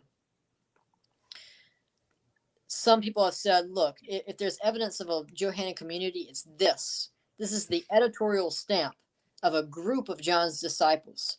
But there are plausible ways of explaining that, which show that John himself could have written this. It seems that the scholars who say that this is unequivocal evidence for a Johannine community or something like that haven't really looked into how flexible the third person plural self-referential was in the Greek language in this time and place. So for example, the we could refer to what Richard Balcom calls authoritative testimony. So sometimes an author might go into the third person plural if he wants to highlight his own testimony, or it could be what's called an associative we. That is, the reader plus his readers, or excuse me, the author plus his readers. So like, you and I know that his testimony is true. And so I actually think the associative we is more plausible. I don't take Balcom's view there, but the point is that there are multiple explanatory options. I think that there's also good evidence that the Gospel of John was written by an eyewitness. There's a lot we could say here, but the way the Gospel is written suggests that it was written by someone who at least is very up close to the facts. So when we look for details in a Gospel that show the author was up close to the facts or himself an eyewitness, we should look for details that, and to borrow J.B. Lightfoot's phrase, are artless and unconscious. They're artless because they're not really embellishing the story in any way. They're unconscious because they just seem thrown in kind of arbitrarily, reflecting memories that arbitrarily imprint themselves on the memory of the eyewitness. Um, so a few of these quote unquote useless and artless and unconscious details we can mention. One of my favorite ones is chapter 2, verse 12. After this, he went down to Capernaum with his mother and his brothers and his disciples, and they stayed there a few days. Interesting thing is, this is sandwiched in between two stories which have nothing to do with that. In chapter 2, John talks about the wedding at Cana, and then he mentions this verse, and then immediately goes on to narrate the temple cleansing. Why is this thrown in there? Right? It seems to serve no other purpose other than this is the kind of detail that eyewitnesses themselves just remember arbitrarily. A similar verse is something like 11:54. Jesus therefore no longer walked openly among the Jews, but went from there to the region near the wilderness to a town called Ephraim, and there he stayed with his disciples. And then after that, it goes on to a completely different story. Details of time. It was the 10th hour. It was about the 6th hour. It was the 7th hour. An interesting one in John 2 is that some of the Jewish leaders say, it has taken 46 years to build this temple. This is a very precise number, but it's one that interlocks with Josephus' statement that Herod, in the 18th year of his reign, undertook a very great work, that is, to build to himself the temple of God. Lots of numeric details. John is more explicit in his detail than any other gospel writer. 6 stone water jars, each holding 20 or 30 gallons. The disciples were about 100 yards off from the shore when Jesus appeared to them. Peter hauls in a net of 153 fish. So these are the kind of numeric details that, again, arbitrarily imprint themselves on the memory of someone who was there to witness these events. I've got 20 minutes. Let's keep on naming. Actually, let's mention one more. Go for it. Let's see. I got my notes all screwed up again. 21 verse 7. Simon Peter, quote, put on his outer garment, for he was stripped for work, and threw himself into the sea. Have you ever noticed how weird that detail is? Like, have you read through John 21 and noticed how weird that is? I've noticed a lot of stuff in John that's really weird, but not that one on top of just off the top of my head. No. Oh, okay. Oh, by the way, someone commented, did they really count all the fish? Yeah, that's if you've ever been around fishermen, they love to count their fish. Those big catches, they're going to count every single one of their fish. I've been around fishermen that do that still today.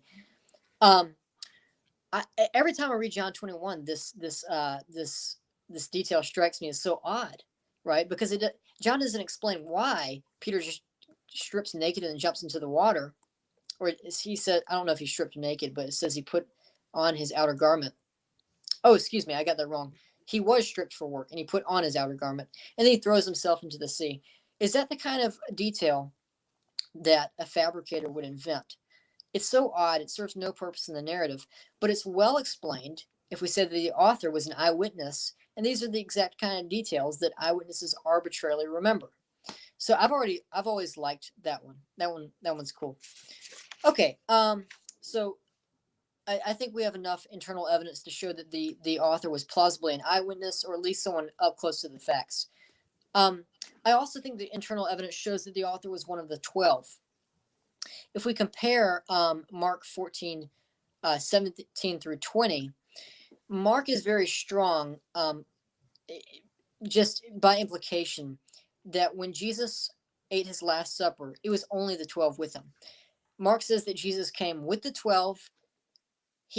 Jesus identifies the betrayer as one of you, and then further identifies this same betrayer as one of the 12. So Richard Balcom has said, there's nothing in Mark's narrative that suggests that only the 12 were at the Last Supper, but I think there is. And of course, the beloved disciples at the Last Supper, so I think he has to be one of the 12. The author was familiar with the Sea of Galilee. He's the only writer to use the word opsarion in all the New Testament, which refers to like a cooked kind of fish, and it also is a term used in the fish market trade. He knows the sea by multiple names: the Sea of Tiberias, which was its more recent name, and the Sea of Galilee. And interestingly enough, this is what Lydia McGrew has pointed out. In chapter 21, he quickly goes fishing, or accepts Peter's offer to go fishing at night before Jesus appears. Now, would a resident from Jerusalem, would not be familiar with the Sea of Galilee. Would he just would he just randomly accept the offer so suddenly to go fishing at night on the Sea of Galilee? Probably not, unless the author was familiar with the Sea of Galilee. I think the internal evidence coheres with the external evidence that John lived to a really old age. So if you read chapter 21, verses 22 through 23, it seems that the author felt the need to refute this circulating rumor that he would not die before the parousia. As D.A. Carson puts it, quote, "The beloved disciple lived long enough to give weight to the rumor that he would not die." And lastly, I think this one is cool. And I'm just going to let J.B. Lightfoot explain this one. But some preliminary remarks here. John is the only gospel, or excuse me, that's wrong. I don't even know why I started that way. When John refers to John the Baptist, he does not call him John the Baptist. He just calls him John. But when John refers to a bunch of other people, he actually expands their names more. He calls them Simon Peter and Thomas, who is also called Didymus, right? So he has this tendency towards specificity in other names, but when he refers to John the Baptist, he just refers to him as John. And this is a consistent pattern. He never varies from it. This is well explained if under this hypothesis. And I'll let J.B. Lightfoot explain it because he puts it so beautifully. To the son of Zebedee, there was only one famous John, and therefore when he had occasion to mention him, he naturally spoke of him as John simply, without any addition.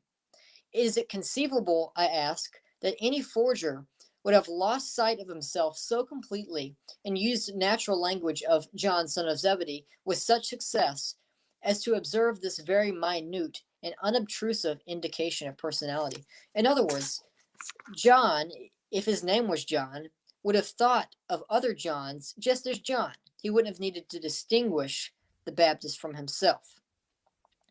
So it's no surprise then, on the traditional authorship hypothesis, that John just refers to the Baptist as John. So I think that's a cool little point. Yeah, I've always liked really that cool. one. All right. All right. We are rounding this up. Yeah, we're almost done. Almost done here.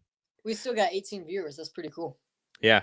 Thank you. Yeah, for the people that are stuck through this whole thing, man, you guys are troopers. Thank you so much.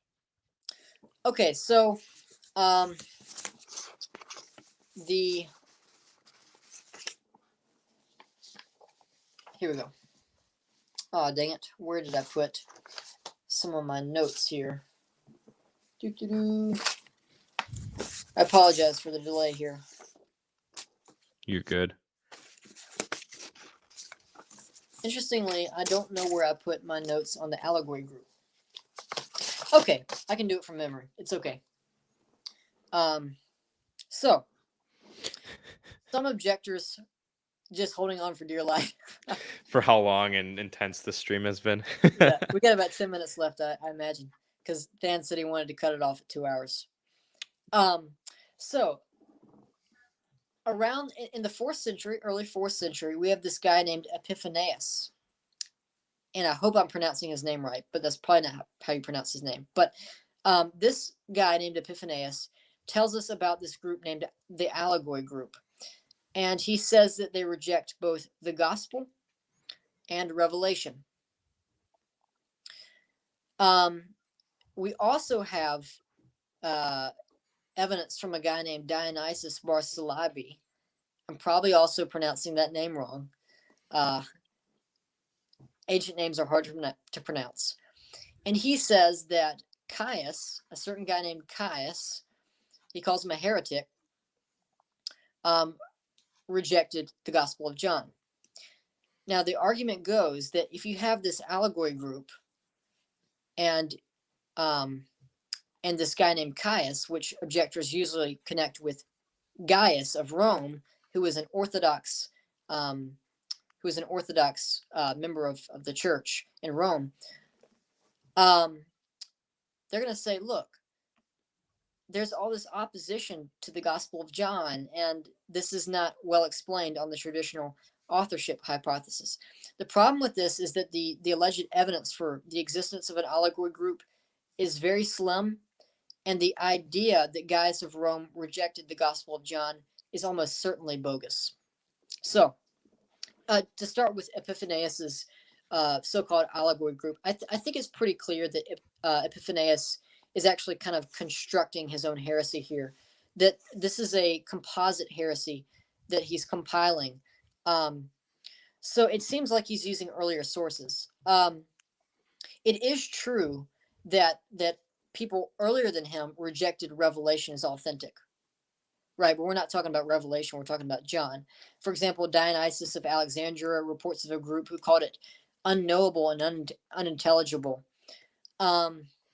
And there's some other people who rejected Revelation as well. On the other hand, Irenaeus, in Against Heresies 3:11-9, I believe it is, refers to a certain group who rejected an aspect of John's gospel, the aspect of the prophetic spirit. Irenaeus does not say that they rejected the Gospel of John's authorship. They said they just rejected a certain doctrine taught by the Gospel of John. What Epiphanius seems to be doing later is actually compiling these all into one and kind of making his own composite heresy for the sake of just categorizing things and making them easier. Granted, I think the best counter objection to this hypothesis that he's creating a composite heresy is that Epiphanius refers to them as people who are orthodox like us in every other way. But the way I'd explain that is that it seems that within that composite heresy, he actually includes Origen. And if you go to Origen's commentary on John, he says that the chronology of John actually is contradictory to the synoptics with respect to the order of the temptation. And so it seems like Epiphanius is arguing against Origen there. As for this idea that Gaius of Rome rejected the fourth gospel, we have the only evidence we really have for that comes 1,000 years after the fact with Dionysius. Dionysius uses an alternate spelling. He doesn't say Caius, he says Gaius.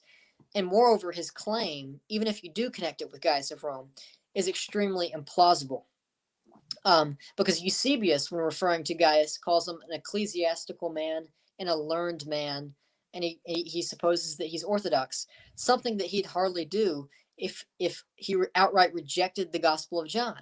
And you got to remember, Eusebius said that the Gospel of John was never doubted up until his time.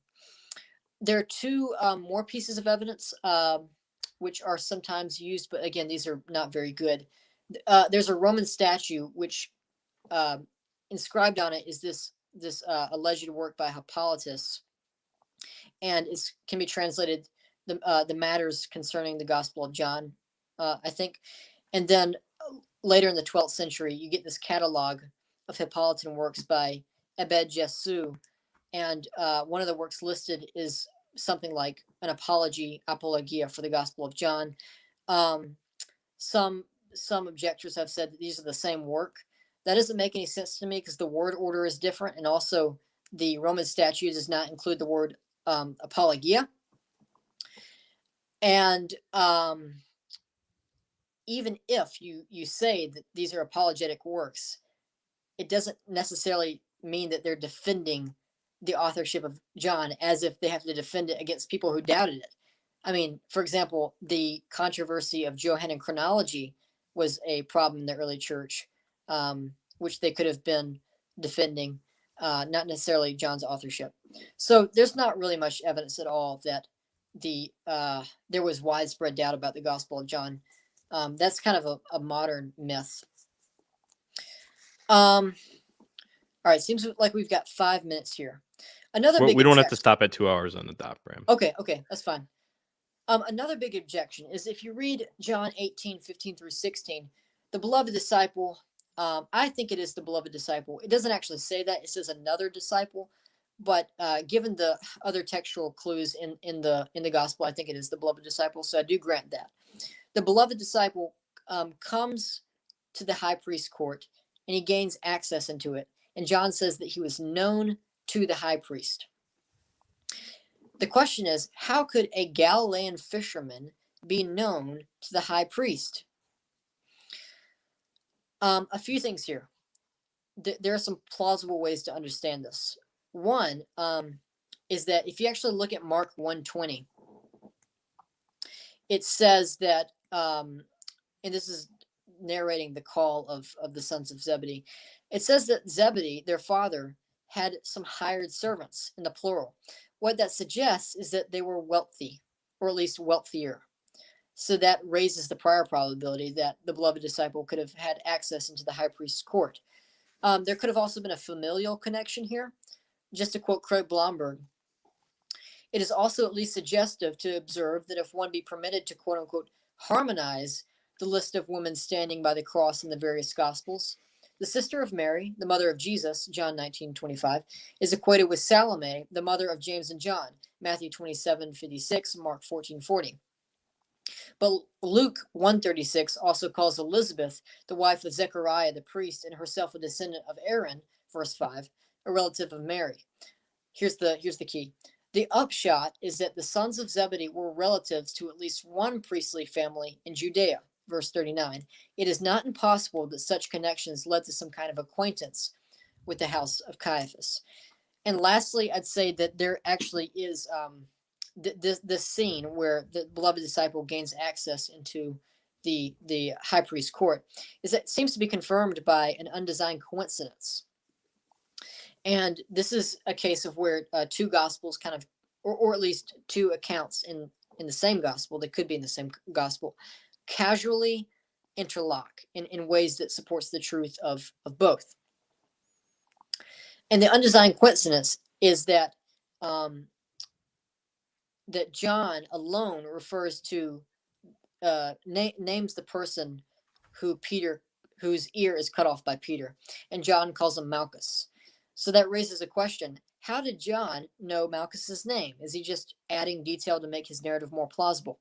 Well, this is explained if John was there in the high priest's court, and if he had a connection to the high priest's family, it raises the prior probability that he could have known the name of one of his servants. So yeah, and last thing I'll say is that if John is reliable elsewhere, which I believe the gospel is, that scene itself becomes evidence for the idea that a fisherman can gain access into a high priest's court.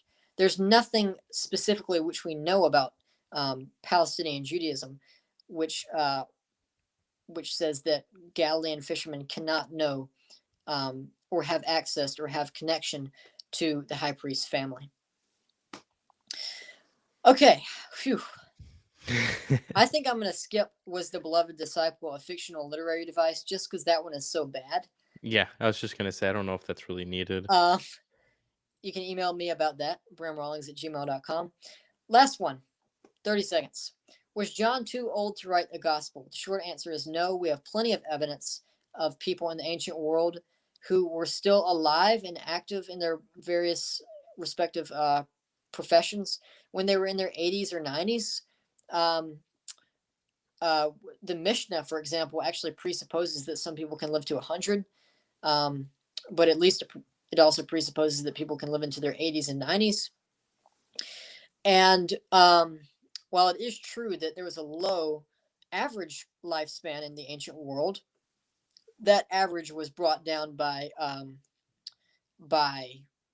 high rate, unusually high rate of infant mortality. And lastly,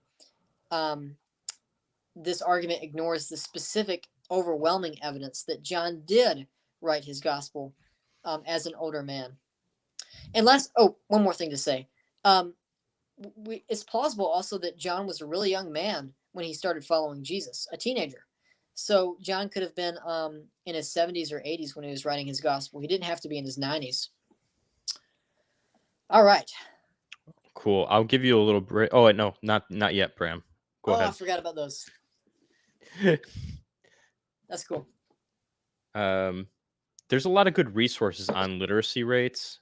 Yep. That I can in the bio. I think after this, Bram, what we can do is just type out a quick bio together with resources and links and stuff like that. Yeah. But there's a lot of really good books on literacy rates and a lot of good resources on literacy rates in general. That I think there's a lot of misinformation and stuff like that out there. But by all means, keep going, Bram. All right. I say let's deal with these two more objections, and then want to call it quits after that. We have one more slide after this, but it'll be quick. Yeah.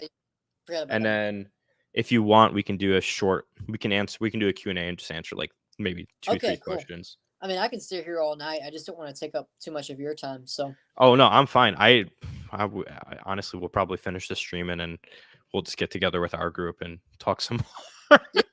Cool. All right. By the way, you can just tell that there's a lot of material we had to skip. For the audience, I feel like this is what maybe we're in the ocean and we maybe are waist deep in the stuff, but there's so much more depth that we can go into still, I feel like. Yeah. Okay, so here's the objection you're going to hear from Ehrman. The literacy rates among Palestinian Jews of the first century were too low, rendering it implausible that disciples of Jesus could write their own gospels. Let's start with Matthew. Matthew is a Jewish tax collector working for Rome. He would have had to know Aramaic, but he would also have to know Greek. So why couldn't he write his gospel in Greek? Luke was a Gentile, so Palestinian Jewish literacy rates don't really apply to him, and that's why his Greek is more sophisticated. When we come to John's Greek is very simple. It's not sophisticated at all. His theology is quite sophisticated, but his Greek is very simple. That's why he uses that's why he repeats like the same particles over and over again. He uses kai, and, whereas Luke uses more, varies his particles more. Also, John himself could have used a scribe, so there's no reason to think that he needed to write the gospel all by himself. Remember, Josephus used to scribe. So, also, a low literacy rate for the total population is not the same as the literacy rate for those who were chosen to write the Gospels. These people belong in a different reference class because they could have been chosen precisely because they could write, right? It makes sense why Matthew, why people would want him to write a Gospel, for example, because as a tax collector, he could write Greek. Also, the 3% number is not at all clear. The number that Ehrman uses as the rate for literacy rates. For example, his study is based off a book by Catherine Hedzer, and Catherine Hedzer has been sharply criticized by other scholars for negating the evidence of literacy from Qumran. And the Qumran Jews, the Essene Jews, produced the Dead Sea Scrolls. So I think that's pretty significant. Ehrman also talks about Acts 4:13. He says that the Peter and John at least were called agrammatoi, which means that they couldn't read or write. But this is to make a fallacy, and it's called the etymological fallacy. We do not base, we don't find out meanings of Greek terms based on the etymology, right? Agrammatoi does mean without being able to write, literally. But that's not how it's used in context. Imagine if we made this mistake for the word butterfly, for example. We'd come up with a lot of problematic definitions. But agrammatoi, agrammatoi need not refer to anything other than a lack of formal rabbinic training. It does not necessarily mean that they could not read or write at all. And also, how could the Jewish leaders even know that? If they were completely illiterate, how could the Jewish leaders who accused them of being agrammatoi even know that? So I don't think this objection is good either. Awesome. All right. Now's where we're going to give you a little break, Bram, before the Q&A. Yeah. For the audience, if you have any questions, start preparing them. I just wanted to go over some lesser known evidence that's relevant to the gospel authorship. These are little points that people just, after all of the stuff that we just talked about, this is just that little topping on the cake that reinforces a lot of the stuff that we're talking about. So one of the points that I didn't put on here is arguments for just like the moral character of the early Christians and how you wouldn't expect them to. Oh, okay. We still got Bram.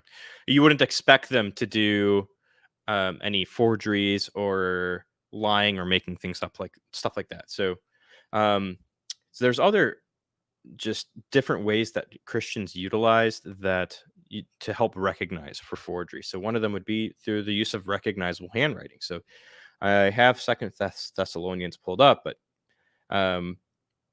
here says Paul, I, Paul, write this greeting with my own hand. This is the sign of genuineness in every letter of mine. It is the way I write. Networking would be, for instance, in 1 Corinthians 1:11. Verse 11, we see it says, for it has been reported to me by Chloe's people that there is quarreling among you, my brothers. And this is just more evidence of connectedness between Christian communities.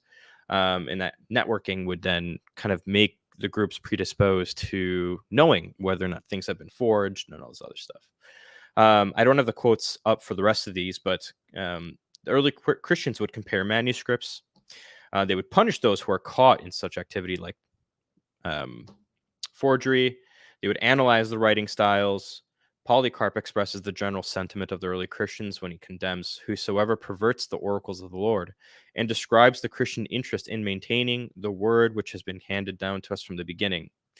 And so again, this is just all really important stuff in light of everything we discussed earlier and in the beginning of the presentation here. And that's it. We're done. That was fun. There's so much that I wanted to cover. Yeah.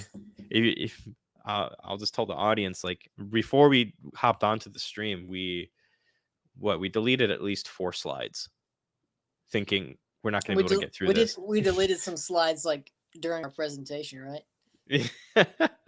So yeah. So before we sign off, I guess we'll see if anybody's got any questions.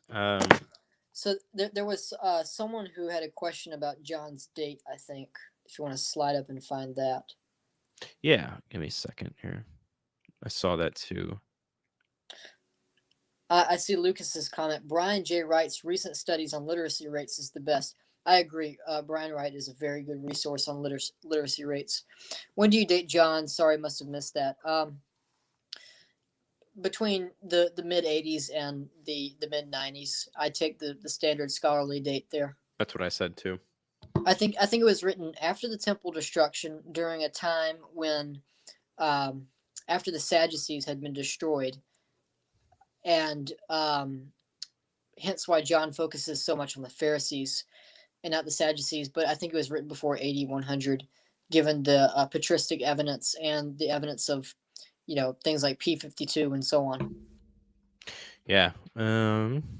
Let's see.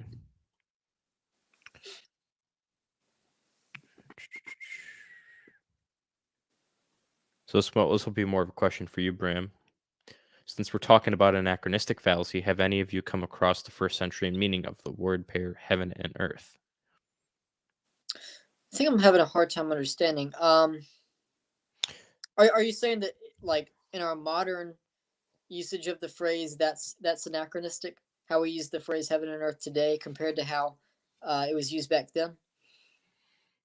That's why I figured it'd be a question for you because I didn't understand the question either, to be honest with you. So while All right, we wait not for sure I that, understand. Daniel wants to know when is your John commentary being published? Oh boy. uh Sometime down the road. I actually do Sometime hope to down the write road. one. If I had to write if I had to write a commentary on a book, um, which seems like fun, I'd write it on John because it's the one I know the most about. So yeah. Yeah. Let's see. Oh, this person who just asked the question said, "I've come across some evidence that heaven and earth could have been used to refer to the temple." That's right in the sense that, and N.T. Wright talks about this, that the temple was the place where heaven and earth actually met. But the phrase itself doesn't necessarily every time refer to the temple. All right. Well, we don't really have any questions. So if we don't have any more in like the next 30 seconds, I'm just going to shut down the stream and All right. we'll call it a night.